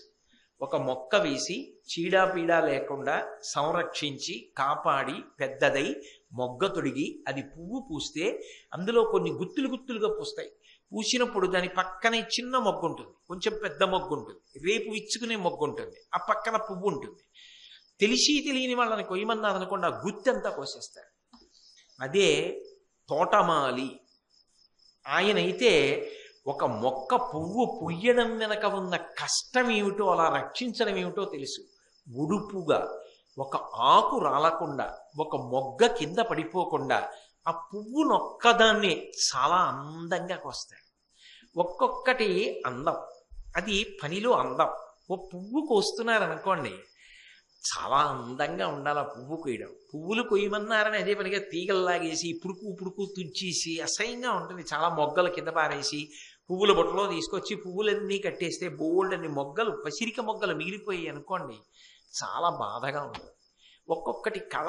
ఆ పని చేసేటప్పుడు సబగు ఉండాలి. ఓ పుష్పహారం వేస్తున్నారనుకోండి, చక్కగా ఇలా 2 చేతులతో పట్టుకుని విప్పి పట్టుకుని అవతలవాడి మీద దాడికెడుతున్నట్టుగా గబగబా ఎక్కిలా పడేయకుండా చక్కగా మెల్లగా వెళ్ళి ఓ గౌరవావిష్కారం, అయ్యా ఇవాళ ఇది నా అదృష్టం అన్న భావన అభివ్యక్తమవగా దాన్ని ఇలా మడిచి పట్టుకుని మీద బారేయకుండా కాస్త విప్పి మెడలో వేస్తున్నాం అన్న భావనతో అది మెడకి పడేటట్టు తలంతా తగిలేయకుండా కళ్ళజోడు జారిపోకుండా ఓ దండ వేయడం ఓ కళ. అది చూసేవాళ్ళకి అందంగా ఉండాలి, వేయించుకునేవాడికి అందంగా ఉండాలి. ఇన్నాళ్ళకి నా జీవితంలో ఓ పట్ట పండి దండేస్తున్నానని యుద్ధానికి వచ్చి మీద పడిపోయినట్టుగా వచ్చేస్తే యువతల వాడికి కొంచెం జాగ్రత్తగా ఉలిక్కిపడి కుర్చీని బలని గట్టిగా పట్టు కూర్చునే స్థితి కలగకూడదు కదా. అందుకని ఏ పని చేసినా అందంగా చెయ్యాలి, అంతేకాని అందం లేకుండా చేయరాదు. అంటే నేను ఇది ఎందుకు చెప్తున్నానంటే, నాకు దండ వేసేవాళ్ళు ఎంతో అందంగా వేస్తారు కాబట్టి వాళ్ళని చూసి నేర్చుకుని చెప్తున్నమాట, తెలిసిందా? అంతేగాని నన్ను వేయమంటే ఇదిగో నేను చెప్పినట్టు వేస్తాను, కానీ నాకు వేసేవాళ్ళు అంత పొందికగా వేస్తారు కాబట్టి రోజు నేను ఇలా దండ వేయడం నేర్చుకోవాలి ఎప్పటికైనా జీవితంలో అని నేను నేర్చుకున్నది మీకు చెప్తుంటాను. నేర్చుకోండి ఎవడు చెప్పగలండి? నేర్చుకోండి చెప్పలేం కదా. కాబట్టి పువ్వు కొయ్యడం ఎంత సొగసుగా ఉంటుందో, అసలు ఆ సొగసు మీకు అర్థమైతే తప్ప కార్యాన్ని సాధించడం అన్న దాంట్లో సొగసు ఎక్కడ ఉంటుంది? అసలు పూల బుట్ట పట్టుకోవడం ఒక అందం. అదో గిన్నో చెంబో పట్టుకుని వెళ్ళకూడదు, దాని మీద చక్కగా ఇలా వంపుగా ఉన్నటువంటి బుట్ట చేత్తో పట్టుకుని ఒక్కొక్క పువ్వు జాగ్రత్తగా ఒక్క రేకు జారకుండా కోసి అది విరిచే ప్రయత్నం చెయ్యాలి తప్ప, ముచిక నుంచి విరిచి తీయాలి తప్ప ఇలా గోళ్లతో గట్టిగా నొక్కి గిల్లేసి తీసేసి బుట్టలో పారేసినట్టు ఉండకూడదు. అందంగా ఇలా తీసి ఇలా బుట్టలో వేయడం కూడా చూడ్డానికి అబ్బా ఎంత బాగా పూలకు వస్తున్నారు అన్నట్టు ఉండాలి, కాసేపు చూడాలనిపించాలి. అలా ఎవరు కోస్తారు అంటే తోటమాలి కోస్తాడు. తోటమాలిని అన్ని వేళలా కొంతమంది స్మరిస్తూ ఉంటారు, ఎందుకో తెలుసా? ఆ తోటమాలి జీవితంలో అంత సొబగు ఉన్నది పువ్వులు కొయ్యడంలో. అటువంటి అందం కార్యసాధనలో రావాలి. ఎక్కడ తెచ్చాడో విదురుడు, ఏమనుభవించాడు? ఎక్కడ విదురుడండి? ఎక్కడో రాజాంతపురాల్లో ఉండవలసిన వాడు, మంత్రి అయితేనే ఎప్పుడు చూశాడో ఎక్కడ చూశాడో ఎంత గొప్పగా పద్యంలోకి తీసుకొచ్చాడో చూడండి. కాబట్టి మాలకరి పుష్పములు కోయుమాట్కి తేటి పువ్వుదేనియ కొనియడు పోల్కి. తుమ్మెద తేనె తాగుతుంది, దానికి తెలుసు పువ్వులో మకరందం ఉందని, కానీ అసహ్యంగా ఆ ఊరికి ఆ పువ్వు మీద అడిపోయి దాన్ని ఇంకక్కడి నుంచి చాలా భయంకరంగా అందులో ఉన్న తేనెంతా తాగేసి ఆ పువ్వు ఇలా సోలి పడిపోయేటట్టుగా ఉండదు. ఆ తుమ్మెద రావాలి రావాలి రావాలని పువ్వు స్వాగతం పలుకుతోందా అన్నట్టుగా గాలికి ఊగుతుంటే ఇలా వెళ్ళి ఏదో అంత తొందరగా నీ మీద వాలతానా ఏమి అన్నట్టుగా తిరిగి తిరిగి తిరిగి తిరిగి తిరిగి తిరిగి ఆ కూర్చుని షట్పదం అంటారు, 6 కాళ్ళు ఉంటాయి తుమ్మెదకి.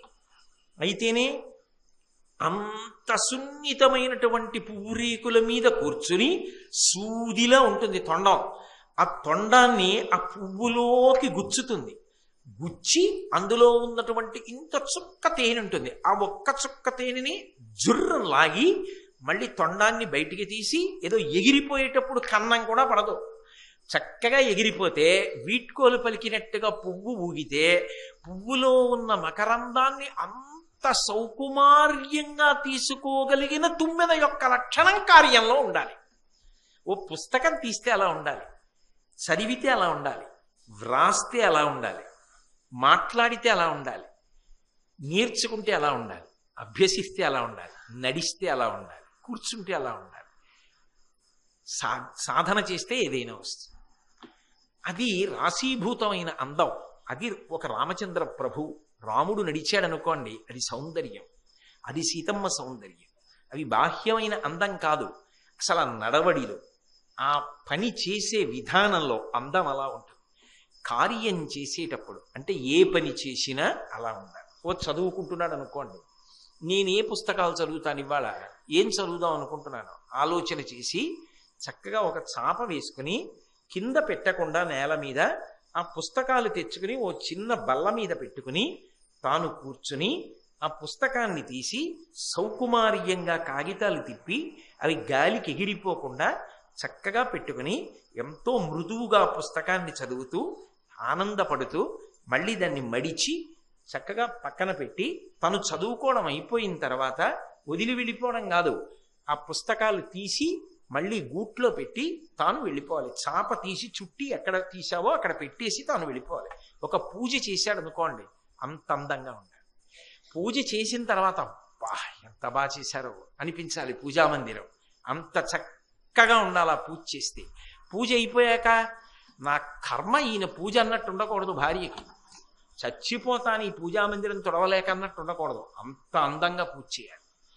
అది ఏ పని చెయ్యండి, ఆ పని చెయ్యడంలో నేర్పు అలా ఉండాలి, అంత అందంగా ఉండాలి. మీరు చూడండి, కొంతమంది ఇంటికి వచ్చారనుకోండి, ఈ లాల్చీ విప్పేసి కుర్చీ మీద, ఉత్తరయం తీసి సోఫా మీద, పంచి ఇప్పేసి ఈ బారి నుంచి ఆ బారికి గదిలో ఇక్కడి నుంచి అక్కడ వరకు పారేసి అయిపోయింది ప్రవచనం, వెళ్ళిపోయి కూర్చుని ఏదో చేస్తుంటాడు. ఆవిడ ఇవన్నీ ఎత్తి పెట్టుకుని మడతలెట్టుకుని చేసుకుని ఊళ్ళో వాళ్ళందరూ ఈయన ఏదో గొప్ప అనుకుంటాడు, చచ్చిపోతున్నాను ఇంటికి వచ్చేటప్పటికి ఈయన ప్రవచనం చేసి అనుకునేటట్టు ఉండకూడదు. దాన్ని మళ్ళీ చక్కగా ఒబ్బిడిగా పెట్టారు. మీరు ఎటో చూడక్కర్లేదు, మా నామంకే చూసి. కాబట్టి అది అలా ఏ కార్యం చేసినా నేను మీ మీద పెట్టను, ఇవి నా మీద ఎట్టుకుంటూ ఉంటాను, మిమ్మల్ని ఎందుకు బాధ పెట్టడం. కాబట్టి ఏ పని చేస్తున్నారు కాదు, అది చిన్నది కానివ్వండి పెద్దది కానివ్వండి, ఆ చేసే పని అంత అందంగా ఉండాలి. ఎంత గొప్ప ఉపమానాలు వేశాడండి. రెండు పూల తోటకి పువ్వులకి సంబంధించినవి వేశాడు, అది విచిత్రం. ఒకటి తుంచుతున్నవాడు, ఆ పూలదండ కట్టేవాడు, పూల తోట రక్షించేవాడు, మాలాకారుడనండి లేదా తోటమాలనండి మీ ఇష్టం ఆయన. రెండోవాడు తుమ్మెద. రెండు పూల సంబంధమే, కానీ ఇద్దరూ పువ్వు విషయంలో అంత జాగ్రత్తగా ఉండేవాళ్ళే. నువ్వు కార్యం విషయంలో అలా ఉండడం నేర్చుకోసుమా, అంత పొందికగా చెయ్యసుమా. అసలు పిల్లలకండి నేర్పాలి విదురునీతి, వాళ్ళకి రావాలి. వీధిలోంచి వచ్చేటప్పుడు చెప్పులు ఇప్పి గుట్లో పెట్టిరా, బట్టలు విప్పి చక్కగా హ్యాంగర్కి పెట్టుకో, వెళ్ళి శుభ్రంగా సబ్బుతో కాళ్ళు చేతులు కడుక్కో, బయటికి వెళ్ళేటప్పుడు చక్కగా తల దువ్వుకో, శుభ్రంగా ఉండు. అసలు నా దృష్టిలో అందం అంటే ఏమిటి? నా దృష్టిలో అందం అంటే పరిశుభ్రత. ఈ వయస్సు కాదు, ఎప్పుడు చూసినా పరిశుభ్రత కనపడాలి. ఆ శుభ్రత కనపడి బట్టలో, మనిషిలో, మాటలో, కార్యంలో, కదలికలో ఆ సౌందర్యం ఆవిష్కరింపబడాలి. ఆ శుభ్రత, శౌచము ఆవిష్కరింపబడితే అది తరగని అందం. దానికి వయసుతో సంబంధం లేదు, ఎప్పుడైనా అందంగానే ఉంటాడు. కాబట్టి ఇది నేర్చుకో. ధృతరాష్ట్రుడికి విదురుడు చెప్తున్నాడు. అంటే ఆయనకి నిద్ర పట్టకపోవడం మన అదృష్టం. ఇది నేర్చుకుంటే ఏ పని అయినా చేసేటప్పుడు చికాగ్గా చెయ్యాలనిపించదు. కనీసం ఇది విన్న తర్వాత ఓ పని చేసేటప్పుడు వద్దులే, అందంగా చేద్దాం అనిపించి చేయడం మొదలు పెడతాడు.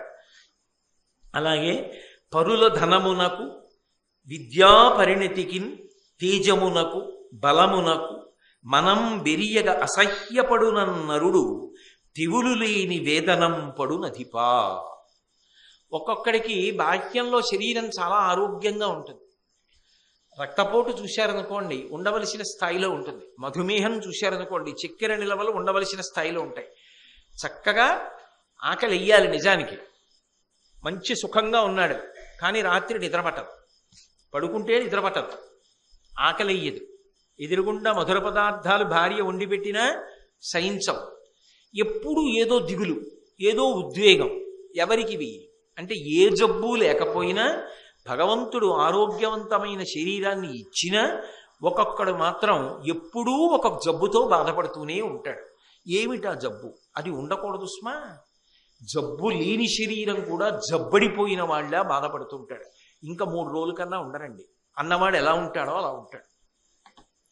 ఎందుకు అంటే ఆయనకు అలా ఎవరూ చెప్పలేదు, 100 ఏళ్ళు బతకవలసిన వాడు. మరి ఎందుకు ఆ బాధ? అన్నీ ఉన్నాయి కదా అంటే పరుల ధనము నాకు, ఎవడికో ఏదో ఉందని వీడు ఏడుస్తూ ఉంటాడు.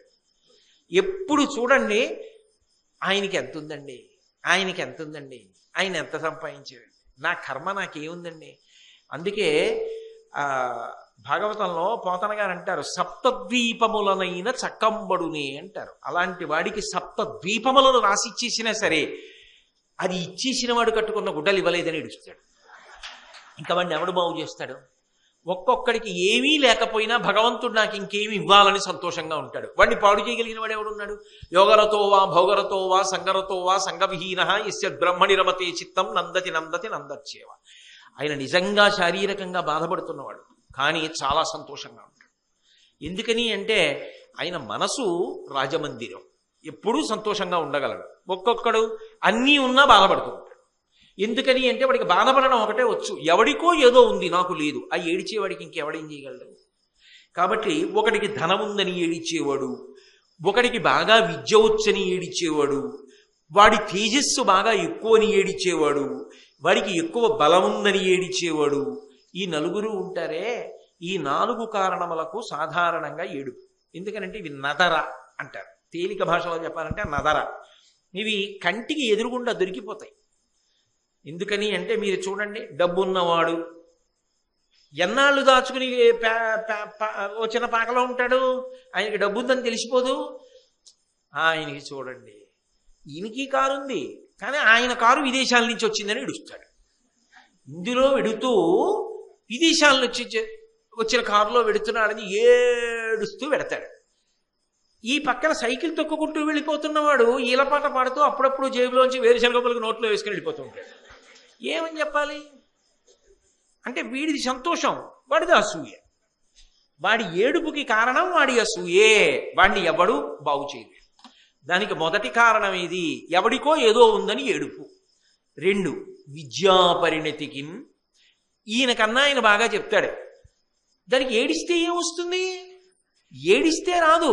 నువ్వు కూడా ఆయన పక్కన నిలబడు, వెళ్ళి నువ్వు కూడా ఆయన పక్కన నిలబడు, ఆయన అంతేవాసిత్వం పొందు, ఒక్క విషయం బాగా నేర్చుకో, చెప్పు. ఆయన ఏం చెప్పనన్నాడా అంటే ఆయనంత బాగా చెప్పడమే అని అడవడం. ఇంకా తేజమునకు, ఒక్కొక్కళ్ళకి గొప్ప తేజస్సు ఉంటుంది. పుట్టుకతో వచ్చిన లక్షణం. ఒక్కొక్కళ్ళు అందంగా ఉంటారు. వాళ్ళు అందంగా ఉన్నారే అని ఏడిస్తే అందం వస్తుందా? అంద వికారం వస్తుందా ఏడుపు వల్ల? లేదు. అవతల వాళ్ళల్లో కాంతి ఉంది, ఆ కాంతి చూసి ఏడిస్తే ఏమొస్తుంది? నువ్వు ఉపాసన చేయొస్తుంది తేజస్సు. బలమునకు, ఒక్కొక్కడి శరీరం బలంగా ఉంటుంది. ఉందనుకోండి ఆయన అదృష్టం. పరమేశ్వరుడు ఆయన అలా నిర్మాణం చేశాడు. ఏ జన్మలో పుణ్యం చేశాడు? బలమైన శరీరం ఇచ్చాడు. ఈ జన్మలో నాకు అలా లేకపోయినా భగవంతుని అనుగ్రహం వల్ల ఉత్తర జన్మలలో బలమైన శరీరమును పొందేదను కాక అనుకోవాలి. అంతేగాని ఆయన చూడండి ఎంత బలంగా ఉంటాడో అని ఏడిస్తే ఏమొస్తుంది? ఆయన ఇంటికి వెళ్ళి ఉప్పు తిప్పుకోవాలి కదా. ఏడుస్తూ వీడు పడుకుంటాడు. కాబట్టి బలమునకు, ఎప్పుడూ మనసులో ఓర్వలేక మండిపోయేటటువంటి వాడు ఉంటాడు. వాడు ఎప్పుడూ చల్లగా ఉండలేడు. అది లోపలి మంట. ఆ మంటని ఆర్పగలిగిన వాడు లోకంలో ఎవడూ లేడు. వాడికి వాడే ఆర్పుకోవాలి. అటువంటి స్థితిని ఎన్నడూ పొందవద్దు సుమా. ఎదిరికి హితమును ప్రియమును మదికింపును గాక పలుకు మాటలు పెక్కెయ్యొద వినను లెస్స. అటుగాక ఇది ఎదియన ఊరకునికి ఎంతయు ఒప్పును. ఒక మాట మాట్లాడేటప్పుడు సారవంతమయ్యి ఉండాలి. ఆ మాట మాట్లాడావు అంటే అవతల వాళ్ళ వినడం వల్ల వాళ్ళకి ఏదో ప్రయోజనం కలగాలి. నేను ఇది విన్నాను, ఓ ఇది నేర్చుకున్నాను, దీని వలన నేను ఇవాళ 1 గంట వింటే నేను ఇది చెయ్యగలను, కనీసం నేను ఇది చెయ్యొచ్చు, నేను ఇది చెయ్యలేనిదేం కాదు, ఇది నేను అనుష్ఠించదగిందే, ఇది నాకు పెద్ద కష్టం కాదు అని వాడికి ఒక పూనిక కలగాలి. ఇది నేను చేస్తాను అని మార్పు వచ్చేటట్టుగా, ప్రియముగా, హితముగా, సంతోషపడేటట్టుగా, విన్నవాడు జీవితంలో ఒక్క మెట్టైనా పైకి ఎక్కేటట్టుగా నువ్వు మాట్లాడాలి. అలా మాట్లాడడం నీకు చేత కాకపోతే మాట్లాడడం కన్నా మాట్లాడడం మానేసి ఊరుకోవడం మంచిది. నిర్మోహమాటంగా చెప్పేశాడు విదురుడు. అందుకే ఎదిరికి హితమును ప్రియమును మదికింపును గాక పలుకు మాటలు పెక్కెయ్యొద వినను లెస్స. అటువంటి మాటలు రోజూ మాట్లాడినా తప్పులేదు, హితము కలుగుతాయి, అవతల వాళ్ళకి చక్కగా ప్రయోజనం కలుగుతుంది. అలా కాదు, ఏమీ ప్రయోజనం ఉండదు ఆ మాటల వల్ల, పొల్లు అన్నప్పుడు అటువంటి మాటలు మాట్లాడకుండా ఊరుకోవడం మంచిది. మాట్లాడడం కన్నా మౌనము వలన గౌరవాన్ని పొందుతాం. ఆయన పాపం అలా మాట్లాడడం రాదు, ఆయన మాట్లాడటం అదో గౌరవం. మాట్లాడడం రాదు కానీ మాట్లాడకుండా ఉండడం, అప్పుడు భరించడం కష్టం. ఆ స్థితి తెచ్చుకోవద్దు. అమ్మో ఎంత నిర్మోహమాటంగా, నిర్దాక్షిణ్యంగా, అడిగినప్పుడు మొహమాటం లేకుండా ఉన్నది ఉన్నట్టుగా మాట్లాడేస్తున్నాడండి. అంతేగాని ధృతరాష్ట్రుడిని స్తోత్రం చేద్దామని మాట్లాడలేదు విదురుడు అని ఒక అద్భుతమైనటువంటి మాట చెప్తున్నాడు. తనువున విరిగిన ఎలుగుల అనువుగ బుత్సంగవచ్చు అతినిష్ఠుర తన్మనమున నాటిన మాటలు వినిమిన్ని ఉపాయముల వెడలున ఎధిప. శరీరంలో బాణం ములుకు విరిగిపోయింది అనుకోండి, దాన్ని శస్త్రచికిత్స చేసో ఇంకొక బాణపు ములుకు పెట్టో ఈ ములుకుని తీసేయచ్చు. కానీ అవతల వారి మనసు గాయపడేటటువంటి మాట కానీ తొందరపడి మాట్లాడేశారనుకోండి, ఆయన ఆఖరి శ్వాస వరకు అది గుర్తొచ్చినప్పుడల్లా బాధపడుతూనే ఉంటాడు. శరీరంలో విరిగిన బాణపు ములుకు తీయగలవేమో, మనసు బాధపడే మాట మాట్లాడితే మాత్రం ఇక వెనక్కి తీయలేవు. చాలా కష్టం. చాలా జాగ్రత్త సుమా. బాణపు దెబ్బ కన్నా మాట్లాడకూడని మాట చాలా ప్రమాదకరం. అటువంటి మాట మాట్లాడవద్దు. అది పెద్దల విషయంలో అనుకోండి, ఆయన ఎన్ని మాటలు బాధపడతాడో అన్ని మాటలు కట్టి కుడిపేస్తాడు. అందుకని అటువంటి పనులు చేయవద్దు. ఎంత గొప్పగా మాట్లాడాడండి మహానుభావుడు, ఎంత చక్కటి మాటలు చెప్పాడండి. నిజంగా జీవితంలో అనుష్ఠించదగిన విషయాలు ఇవన్నీ. అన్నదమ్ముల గురించి ఒక మాట చెప్తున్నాడు. దయాదులు జ్ఞాతులు అంటే అన్నదమ్ముల యొక్క బిడ్డలు. అన్నదమ్ములు కలిసి ఉండడం మంచిదే, అన్నదమ్ముల బిడ్డలు కూడా కలిసి ఉండాలి. జ్ఞాతి అని వైరానికి వెళ్ళకూడదు. దానికి ఒక అద్భుతమైన ఉదాహరణ చెప్తున్నాడు విదురుడు. చెప్తూ, కరితురగాది గట్టన యుగాలియునుంపెద ఒంపదే ఒంటియున్న అత్తరు అనేక భూరుహవితానము గుంపై పేర్చి బాధలం వరయునే అన్నదమ్ములను పొందిన ఏరి కసాధ్యులు అట్లుగాక కెరవయి నిల్చినన్ కెలని కిల్లిదమై పరివోదురెంతయున్. చెట్లు ఒక్కటే చెట్టు ఉందనుకోండి, దానికి వచ్చి ఒక దున్నపోతు ఉరుసుకుంటుంది. కొమ్మలు ఉన్నటువంటి ఆకులన్నీ తినేస్తాయి. జంతువులు వచ్చి దాన్ని గుద్దుకుంటాయి. ఆ చెట్టుని ఏనుగొచ్చి కుంభస్థలంతో గుద్దిందనుకోండి, అనేక గుర్రాలు వచ్చి దాని చుట్టూ తిరిగి దాన్ని ఢీకొట్టాయి అనుకోండి, ఆ చెట్టు పడిపోతుంది. లేకపోతే ఇన్ని కలిసి ఆకులు తినేసాయి అనుకోండి, బోలెడని కోతులు వచ్చి కొమ్మలు విరిచేసాయి అనుకోండి, ఆ చెట్టు చచ్చిపోతుంది. అదే ఇటువంటి చెట్లన్నీ కలిపి ఒక గుంపుగా ఉన్నాయనుకోండి ఒక చోట, అందులోకి ఏనుగు కూడా వెళ్ళి చెట్లు పడగొట్టలేదు. ఎందుకంటే ఇరుకుగా చెట్లన్నీ గుంపుగా ఉన్నాయి. అటువంటి వాటి మధ్యలోకి గుర్రాలు వెళ్ళి ఏమీ చేయలేవు. అటువంటి వాటి మధ్యలోకి ఆవులు అవి కూడా వెళ్ళి అన్నిటినీ పాడు చేసేయడం, అన్నిటినీ పడగొట్టేయడం కుదరదు. ఎందుకంటే పరిగెత్తుకొచ్చి ఒక చెట్టుని గుద్దుదామంటే మిగిలిన చెట్లు అడ్డు వస్తాయి. చెట్లన్నీ కలిసి ఒక చోటు ఉంటే చెట్లన్నిటికీ బలం కలిగినట్టు, చెట్లకి దూరంగా ఆ చెట్టు అక్కడ, ఈ చెట్టు ఇక్కడ, ఈ చెట్టు అక్కడ, ఈ చెట్టు ఇక్కడ ఉంటే అన్ని చెట్లు ఆఖరికి నాశనం అయినట్టు, అన్నదమ్ములు ఒకరితో ఒకరు మాట్లాడకపోతే అన్నదమ్ములు ఆఖరణ పాడైపోతారు. అన్నదమ్ములు చెట్లన్నీ కలిసి ఉన్నట్టుగా, అది జ్ఞాతులవనివ్వండి, ఒక అమ్మ కడుపున పుట్టిన వాళ్ళు కానివ్వండి, కలిసి ఒక గుంపుగా ఉన్న చెట్లలా నిలబడగలిగితే కరితురగాది ఘట్టనయు గాలియునొంపదే ఒంటి ఉన్న అత్తరువు. కరి అంటే ఏనుగు, తురగము అంటే గుర్రం. కరితురగాదులు గాలి మొదలైనవి చెట్లని పడగొట్టేస్తాయి. బోలెడన్ని చెట్లు ఉన్నాయనుకోండి, గాలి వచ్చినప్పుడు ఇన్ని చెట్ల మీదకి వచ్చినప్పుడు అన్ని చెట్లు పడిపోయే అవకాశం ఉండదు, చెట్లు ఉంచుకుంటాయి. ఒక్క చెట్టు అయితే పడిపోతుంది కొమ్మలు విరిగి. కాబట్టి ధృతరాష్ట్ర మహారాజా అన్నదమ్ములు విడదీయబడితే ఆఖరికి పడిపోతారు. కలిసి ఉంటే సంతోషంగా ఉంటారు. ఇప్పటికైనా ధర్మరాజు గారి యొక్క వైభవం ఏమిటో తెలుసుకుని ధర్మరాజుని పిలువు, పట్టాభిషేకం చెయ్యి, ఆ నీచుడు దుర్యోధనుడికి బుద్ధి చెప్పు, కలిసి ఉండమనం. ఎన్ని తప్పులు చేసినా క్షమించగలిగినటువంటి ఔదార్యమున్నవాడు మహానుభావుడు ధర్మరాజు. అందరూ కలిసి ఉండేటటువంటి వ్యవస్థ చెయ్యి. దాని వలన రేపొద్దున్న నీ కొడుకుల్ని కన్నెత్తి చూడగలిగినటువంటి ధైర్యం ఎవ్వరికీ ఉండదు. ఇంతమంది కొడుకులు సేవిస్తుండగా, దుర్నిరీక్షమై సామ్రాజ్యము నిలబడగా, ధన్యుడవై హాయిగా సంతోషంగా జీవితాన్ని గడుపు.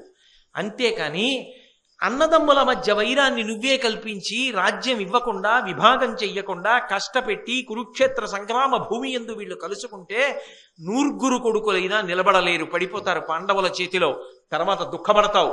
నా మాట విను. అన్ని చెట్లు కలిసి ఉన్నట్టుగా కొడుకులందరూ కలిసి ఉండేటటువంటి వ్యవస్థ చెయ్యి, అది ధర్మం అన్నాడు. అంటే ధృతరాష్ట్రుడు వినన్నాడు, నువ్వు చెప్పినది చాలా హితకరమైన వాక్కు, చాలా మంచి మాటలు చెప్పావు విదురా. నాకు కూడా ధర్మం గురించి విన్నప్పుడు చాలా ఇష్టంగానే ఉంటుంది. కానీ నువ్వు దుర్యోధనుడికి చెప్పమన్నావే, అది చెప్పడం నాకు సాధ్యం కాదు, నీ చెప్పలేను. దుర్యోధనుడే రాజ్య పరిపాలన చెయ్యాలని నా కోరిక.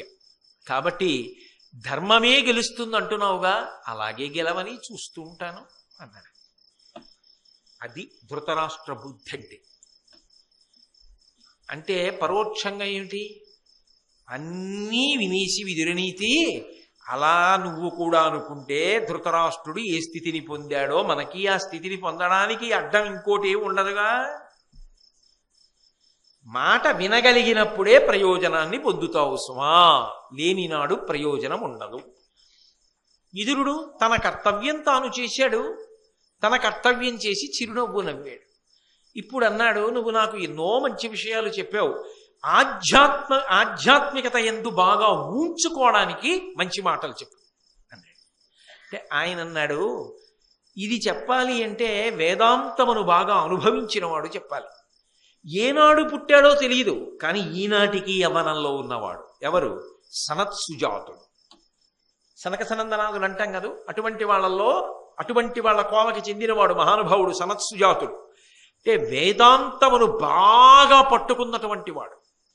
కాబట్టి అదిగో ఆయనని పిలిస్తే ఆయన నీకు చెప్తాడు. నేను చెప్పగలిగినంత నీకు చెప్పాను, నువ్వు అడిగిన ప్రశ్నకి జవాబు నేను కన్నా ఆయన చెప్తే బాగుంటుంది, నువ్వు స్మరిస్తే వస్తాడు, నువ్వు స్మరించు అన్నాడు. స్మరించాడు. సనత్సుజాతుడు వచ్చాడు. ఆయన కొన్ని మంచి మాటలు చెప్పాడు. దాన్ని భారతంలో సనత్సుజాతీయము అని ప్రఖ్యాతి పొందింది. వేదాంతంలో చాలా గొప్ప గొప్ప మాటలుగా పరిగణించి ఇప్పటికీ కూడా పెద్దలు ఎంతో గౌరవిస్తారు. సరే, ఉద్యోగ పర్వంలో విదురుడు అక్కడి వరకు ధృతరాష్ట్రుడికి ప్రబోధం చేశాడు. మళ్ళీ ఉద్యోగ పర్వంలోనే ఎక్కడ కనపడతాడు అంటే, శ్రీకృష్ణ పరమాత్మ రాయబారం చెప్పడానికి దుర్యోధనుడి దగ్గరికి వచ్చాడు. మొదట వెళ్ళడం ధృతరాష్ట్రుడి ఇంటికి వెళ్ళాడు. ధృతరాష్ట్రుడికి నమస్కారం చేశాడు, కూర్చున్నాడు, కుశల ప్రశ్నలు వేశాడు. దుర్యోధనుడు అన్నాడు, నువ్వు వస్తున్నావని మంచి భోజనం వండించాం, అనేక పదార్థాలు చేయించాం, నువ్వు మా ఇంట భోజనం చేయమన్నాడు. అంటే కృష్ణ పరమాత్మ కొన్ని కారణములను చెప్పాడు నిర్దాక్షిణ్యంగా. కృష్ణ పరమాత్మ గురించి విన్నప్పుడు ఇంద్రు గాని ఆ కారణాలన్నీ చెప్పి, ఈ కారణముల వలన నీ ఇంట నేను అన్నం తినడం, నేను అన్నం తినాలి అంటే పరమతృప్తి కలిగిన వాడు భక్తుడు, ధర్మమునందు విశేషమైన అనురక్తి కలిగిన వాడు, ధర్మానుష్ఠాన తత్పరుడు విదురుడి ఇంట అన్నం తింటాడు అని విదురుడి ఇంటికి భోజనానికి వెళ్ళాడు కృష్ణ పరమాత్మ. కోరి కోరి, అది ధర్మాత్ముడి గొప్పతనం. భగవంతుడంత వాడు అన్నం తినాలని కోరుకుంటాడు ధర్మాత్ముడి ఇంట్లో.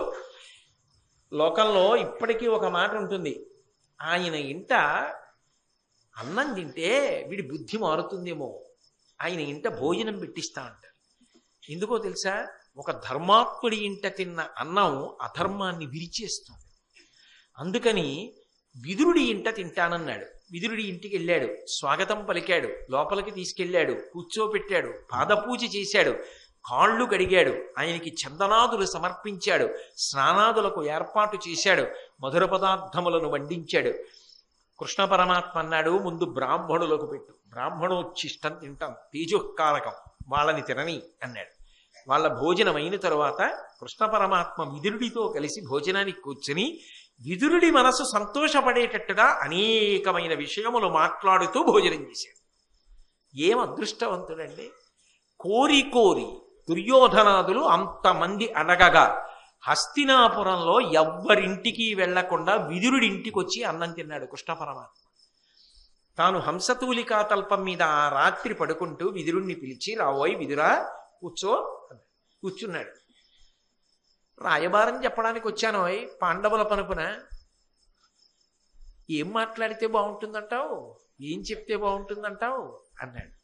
లోకంలో అందరూ కృష్ణుడిని అడుగుతారు. కృష్ణుడు ఎవరిని అడిగారో తెలుసా? విదురుణ్ణి అడిగాడు. ఎందుకని అంటే భగవంతుడంతటి వాడు కూడా ఒక పని మీద వెళ్ళేటప్పుడు ఈయన్ని అడగకుండా వెళ్ళకూడదు. వచ్చాక ఎవరిని? ధర్మాత్ముడిని అడగవలసి. పరమేశ్వరుడు వశపడ్డాడండి ధర్మాత్ముడికి. ధర్మము యొక్క గొప్పతనం అది. అడిగితే నిర్మోహమాటం విదురుడిది. ఇన్ని తెలుసున్నవాడివి నువ్వు రావచ్చా రాయబారానికి? దుర్యోధనుడు పెనువేప విత్తు కదా, నీ మాట వింటాడా? నిన్ను అవమానించడా? నీ మాట కాదనడా? సంధికి ఒప్పుకోడు కదా. ఒప్పుకోని వాడి దగ్గరికి వచ్చి నీ స్థాయి వాడు మాట్లాడవచ్చా? ఈ సంధి జరగదు కృష్ణ, ఎందుకు ఇంత కష్టపడొచ్చావు అని అడిగాడు. తప్ప మీరు రావడం చాలా మంచిదైంది, ఇలా అడిగి చూడండి, నేను ఇంతకు ముందు ఇలా చెప్పాను అని అధిక ప్రసంగం చేయలేదు. అది ఉన్నదున్నట్టే మాట్లాడటం. అదే కదా ఇంతకుముందు మాట్లాడాడు, తాను ఆచరించి చూపించాడు. కృష్ణుడు తాను ఎందుకు రావలసి వచ్చిందో విదురుడి అభిప్రాయాన్ని అంగీకరిస్తూ మాట్లాడాడు. అసలు ప్రధానంగా విదురా నేను ఎందుకు వచ్చానో తెలుసా, తన మనసులో ఉన్న మాటని ఒక్క విదురుడికే చెప్పాడు భారతంలో. నాకు తెలుసు సంధి పొసగదని, అయినా ఎందుకు వచ్చానో తెలుసా, పొద్దున్న కురుక్షేత్ర యుద్ధం జరుగుతుంది. ధర్మాత్ములు పాండవులు నీకు తెలుసుగా విదురా, ధర్మం వైపు భగవంతుడు ఉంటాడు, ధర్మం గెలుస్తుంది. దుర్యోధనాదులందరూ మడిసిపోతారు. ఇంతమంది మరణించిన తరువాత ఆఖరికి తేరగా దొరికేది ప్రశ్న వేసేది నన్నేస్తారు. ఏమంటారంటే, ఇంత శక్తివంతుడు కృష్ణుడు పూనుకుని ఉంటే, సంధి ప్రయత్నం చేసి ఉంటే, ఉభయులను వణంబడేటటువంటి ప్రయత్నం చేసి ఉంటే ఈ కురుక్షేత్రం జరిగేది కాదు, ఇంతమంది చనిపోయేవారు కాదంటారు. ఆ మాట నేను పడకుండా ఉండడానికి నేనే వచ్చాను విదురా. తన మనసులో ఉన్న మాట ఒక్క విదురుడికే చెప్పాడు. పాపం ఇంత చేశాడు, ఆఖరికి గాంధారేమంది, నీ వల్లే జరిగింది, నువ్వు దిక్కులేని చావు చచ్చిపోతావని శపించింది కృష్ణుడిని. కాబట్టి ఇందుకు వచ్చాను విదురా అన్నాడు. తన కర్తవ్యాన్ని తాను నెరవేర్చాడు. యుద్ధం తప్పలేదు. విదురుడు మాత్రం సర్వశాస్త్ర పారంగతుడయ్యుండి కూడా యుద్ధభూమిలోకి వెళ్ళలేదు, ఆయన యుద్ధం చేయలేదు. ఎందుచేత అంటే ఇటువైపు తన బిడ్డలే, అటువైపు తన బిడ్డలే, ధర్మం గెలుస్తుందని తెలుసు. అసలు ఆయన చేరాలి అంటే పాండవుల వైపు చేరాలి. ఇటు ధృతరాష్ట్రుడు తన్ని నమ్ముకుని ఉన్నవాడు. విదురుడు అటు పక్కకి వెళ్ళిపోయాడు అంటే ధృతరాష్ట్రుడు తట్టుకోలేడు.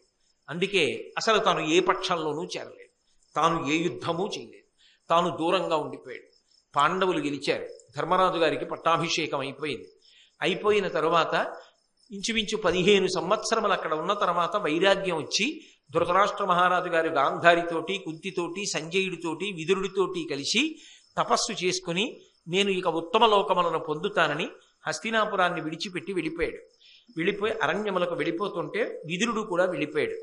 వెళ్ళిపోయిన తర్వాత ధృతరాష్ట్రుడు తపస్సు చేస్తూ ఉండేవాడు. విదురుడు అప్పుడప్పుడు కనపడుతూ ఉండేవాడు. ఒక అవధూత ఎలా తిరుగుతాడో అలా శరీరాన్ని గురించి కూడా ఏమీ పట్టింపు లేకుండా ఒళ్ళంతా బూది కప్పుకుపోయి, జుత్తంతా చిమ్ముకుపోయి, దేనితోటి సంబంధం లేకుండా నిరంతరమును బ్రహ్మమును అనుభవిస్తూ, అంటే ఒకటి బాగా గుర్తుపెట్టుకోండి, చెప్పగలిగి ఉండి చెప్పడం అలవాటయ్యుండి చాలా కాలము చెప్పి కూడా ఒక స్థితికి వచ్చిన తరువాత ఇక చెప్పడం ఆపేయాలి, స్వచ్ఛందంగా ఆపేయాలి. తాను చెబితే వినేవాళ్ళు చాలామంది ఉన్నా, చెప్పడం తన ప్రవృత్తి అయినా, చెప్పడం ధర్మ ప్రచారము కోసమని తాను చెప్తున్నవాడైనా, దాని వలన తృప్తి ఉన్నా అదే ప్రమేయంగా చెప్పవలసిన అవసరం లేదు. ఒక స్థితిలో ఆపేయాలి. ఆపేసి ఇక తాను పరమాత్మ యందు ఒరిగిపోవడానికి అనుష్ఠానమునందు పూర్తిగా మగ్నమైపోవాలి. అందులో విదురుడైతే ఏ స్థాయికి వెళ్ళిపోయాడంటే, తాను ఏ పట్టింపు లేకుండా ఒంటి నిండా బూది కప్పుకొని జడలు చిమ్ముకుపోయి అరణ్యంలో తిరుగుతుండేవాడు. పాండవులతో చెప్పాడు ధృతరాష్ట్రుడు అప్పుడప్పుడు కనపడుతూ ఉంటాడు నాకు ఇక్కడ విదురుడు, అలా తిరుగుతూ ఉంటాడు అని చెప్పాడు. పిలిస్తే పలకడం. ఒకరోజు పాండవులు వచ్చారు, ధర్మరాజు గారు వచ్చారు. ధృతరాష్ట్రుడు మాట్లాడుతుండగా విదురుడు అలా దూరంగా నిలబడి ఉన్నాడు. అడిగో విదురుడు చూశావా, పిలిస్తే పలకడం, ఏమిటో అలా చక్రంలోంచి వెళ్ళిపోతూ ఉంటాడన్నాడు. అంతకుముందే ధృతరాష్ట్రుడు, ఓ విదురుడు వచ్చాడని ధర్మరాజు గారు చూసి పరిగెత్తాడు. నేను ధర్మరాజుని విదురా ఆగు ఆగు అంటున్నా ఆయన అలా అలా అలా అలా చెట్ల మధ్యలోంచి పొదల మధ్యలోంచి వెళ్ళిపోతున్నాడు. ఈయన పరిగెత్తుకుంటూ వెళ్ళాడు. అలా చాలా దూరం వెళ్ళిపోయిన తర్వాత ఒక చెట్టు దగ్గర ఆని అలా నిలబడి ఉన్నాడు. ధర్మరాజు గారు గబగబా ఎదురుగుండా వచ్చి నిలబడ్డాడు. నిలబడి విదురా నేను ఎందుకు అలా పరిగెత్తుకు వెళ్ళిపోతున్నావు, ఆగు మాట్లాడు అన్నాడు. ధర్మరాజు గారు చూస్తుండగానే విదురుడిలో ఉన్నటువంటి తేజస్సు అంతా కూడా ధర్మరాజు గారిలోకి ప్రవేశించింది. ఎందుకని మహాభారత కాలంలో ధర్మదేవత 2 రూపాలతో తిరిగింది. ఒకటి విదురుడు, 2 ధర్మరాజు. ఎప్పుడైతే విదుర తేజస్సు ధర్మరాజు గారిలో కలిసిపోయిందో ధర్మరాజు గారి తేజస్సు ఒక్కసారి పెరిగిపోయింది. విదురుడు నిద్రపోతున్నవాడు ఎలా ఉంటాడో అలాగే ఒరిగిపోయాడు. గబగబా చూసి ధర్మరాజు గారు అంత్యేష్టి సంస్కారం చేద్దామని అగ్ని సంస్కారం చేయడానికి సిద్ధపడ్డాడు. అశరీరవాణి పలికింది పైనుంచి. చిట్ట చివరి రోజులలో యతి ధర్మాన్ని పాటించాడు. ఒక యతి పురుషుడు ఎలా బ్రతుకుతాడో అలా బ్రతికాడు. అగ్నితోడి సంపర్కం వదిలేశాడు. ఇక తాను పచనం చేసుకు తినలేదు. అగ్నితో ఏ సంబంధం లేదు. అగ్ని సంబంధం ఉన్నది అంటే ఆ వేళకి అది తిద్దామని కోరిక ఉంటే అగ్ని వాడుకుంటాడు. అగ్ని వాడుకున్నాడు, అగ్ని కార్యం చేస్తాడు, దాని వలన పుణ్యాన్ని పొందుతాడు. అగ్ని వెలిగించాడు, కావలసింది వండుకుంటాడు. అగ్నిని వాడుకున్నాడు, సుఖాన్ని పొందుతాడు. అగ్నితో సంపర్కం వదిలేశాడు, ఇక జీవితంలో తనకి దొరికితే తినడం, లేకపోతే పడిపోవడం. ఆత్మ తానుగా భావన చేస్తూ శరీర సంబంధాన్ని వదిలేశాడని గుర్తు. అందుకే సన్యాసుల్ని కాల్చరు. కారణం ఏమిటంటే వాళ్ళు అగ్నితో సంబంధం వదిలేస్తారు కాబట్టి వాళ్ళని అగ్ని సంస్కారం చేయకూడదు కాబట్టి భూమి యందు ఉంచేస్తారు శరీరాన్ని. అలా భూమి యందు ఉంచేసి పైన తులసి చెట్టు పెడితే బృందావనం అంటారు, శివలింగం పెడితే దాన్ని సన్నిధానం అని ఇంకొక పేరుతో పిలుస్తూ ఉంటారు. కాబట్టి ఆ యతి పురుషుడు ఏ నియమాలు పాటిస్తాడో అటువంటి నియమాల్ని పాటిస్తూ విదురుడు చిట్ట చివరిలో పడిపోయాడు. కాబట్టి ఆయన శరీరానికి అగ్ని సంస్కారం చెయ్యకూడదు అన్నారు అని అశరీరవాణి పలికింది. అప్పుడు యథోచిత సంస్కారం విదురుడికి చేశాడు. ఆ విధంగా ఈ భూమి మీద నడయాడినటువంటి ధర్మదేవత చిట్ట చివర ఏ మాండవ్య మహర్షి శాపం వలన వచ్చాడో ఆ విదురుడు ఈ జాతికి చేసిన మహోపకారం ఏమి అంటే ధర్మబోధ. మనుష్యులు పాటించవలసినటువంటి ధర్మాన్ని ప్రత్యేకంగా భగవంతుడు బహుశः అనుకుని ఉంటుంటాడు. ఈ ఒక్క రాత్రి దాటిపోతే, కృష్ణుడు రాయబారానికి వచ్చేస్తే, ఇక పైన ధృతరాష్ట్రుడు ఇంత ఆర్తిగా అడిగే అవకాశం ఉండదు. ఇప్పటికే సంజయ రాయబారం అయిపోయింది కాబట్టి ఇప్పుడు ధృతరాష్ట్రుడి మనస్సులో విదురుడితోటి మాట్లాడించాలన్న కోరిక కలగాలి. అది కలిగితేనే మాట్లాడతాడు. అందున రాత్రి వేళ మాట్లాడుతున్నది చాలా సావధానంగా ప్రశాంతంగా ఉండి మాట్లాడింది. లోకమునకు ఈ ధర్మదేవత వచ్చిన కారణం చేత విదురనీతి అన్నారు పేరుతో వాళ్ళు తెలుసుకోవలసిన విషయాలు, అనుష్ఠించవలసిన విషయాలు అందించాలనుకున్నాడు. అందుకే ఆ రాత్రి ధృతరాష్ట్రుడికి నిద్ర పట్టకపోవడం, విదురనీతి లోకానికి అందడం జరిగింది. మహానుభావుడు జీవించి ఉన్నంతకాలం ధర్మాన్ని అనుష్ఠించి, ధర్మం కోసం బ్రతికి, ధర్మాన్ని మాట్లాడి, కుంతీదేవి అంతటిది కూడా మనుష్యులకు ఆదర్శం ఎవరు అంటే విదురుడే. ఆనాడు సభలో నిర్మోహమాటంగా ధైర్యంగా మాట్లాడిన వాడు విదురుడే. ద్రౌపదీ వస్త్రాపహరణం జరుగుతున్నప్పుడు అని కితాబులిచ్చింది. అంత గొప్పవాడిగా కష్టంలో ఉన్న వాళ్ళని ఆదుకుంటూ, పాండవులను రక్షించి, కుంతీదేవిని రక్షించి, ధర్మాన్ని నిలబెట్టడానికి ఆఖరి నిమిషం వరకు ప్రయత్నం చేసి పాండవులు గెలిచిన తరువాత సంతోషించి, మాట వెనకపడిపోయిన దుర్యోధనాదుల గురించి బాధపడి, ఇక చెప్పడమే జీవితం కాదు, తాను కూడా అనుష్ఠాన పర్యంతంలో చివరి దశకి చేరిపోవాలని యతి జీవితాన్ని గడిపి తుట్టతుదన తన తేజస్సు ధర్మరాజు యొక్క తేజస్సుతో కలిపేసి పడిపోయినటువంటి మహాత్ముడు విదురుడు. ఆ విదురుడి ఇంటికి భగవంతుడంతటి వాడు వెతుక్కుంటూ వెళ్ళి అన్నం తిన్నాడు, ఉపచారం అందుకున్నాడు, ఆ ఇంట నిద్రపోయాడు, ఆ ఇంట నిద్రలేచాడు, ఆ ఇంట చందనాదులు పుచ్చుకున్నాడు, ఆ ఇంట ఆయన సలహా అడిగాడు, ఆయన మాటని ఔదులదాలుస్తున్నానన్నాడు. భారతంలో తన హృదయంలోని మాటని విదురుడికొక్కడికే చెప్పాడు. అంటే విదురుడి లాంటి వ్యక్తి గురించి ఒక్క మాట చెప్పుకున్నా విన్నా కూడా కృష్ణ పరమాత్మ అపారమైనటువంటి ఆనందాన్ని పొందుతారు అనేటటువంటిది నిర్వివాదాంశం.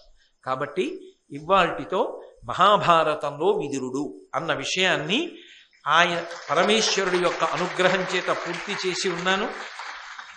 అయితే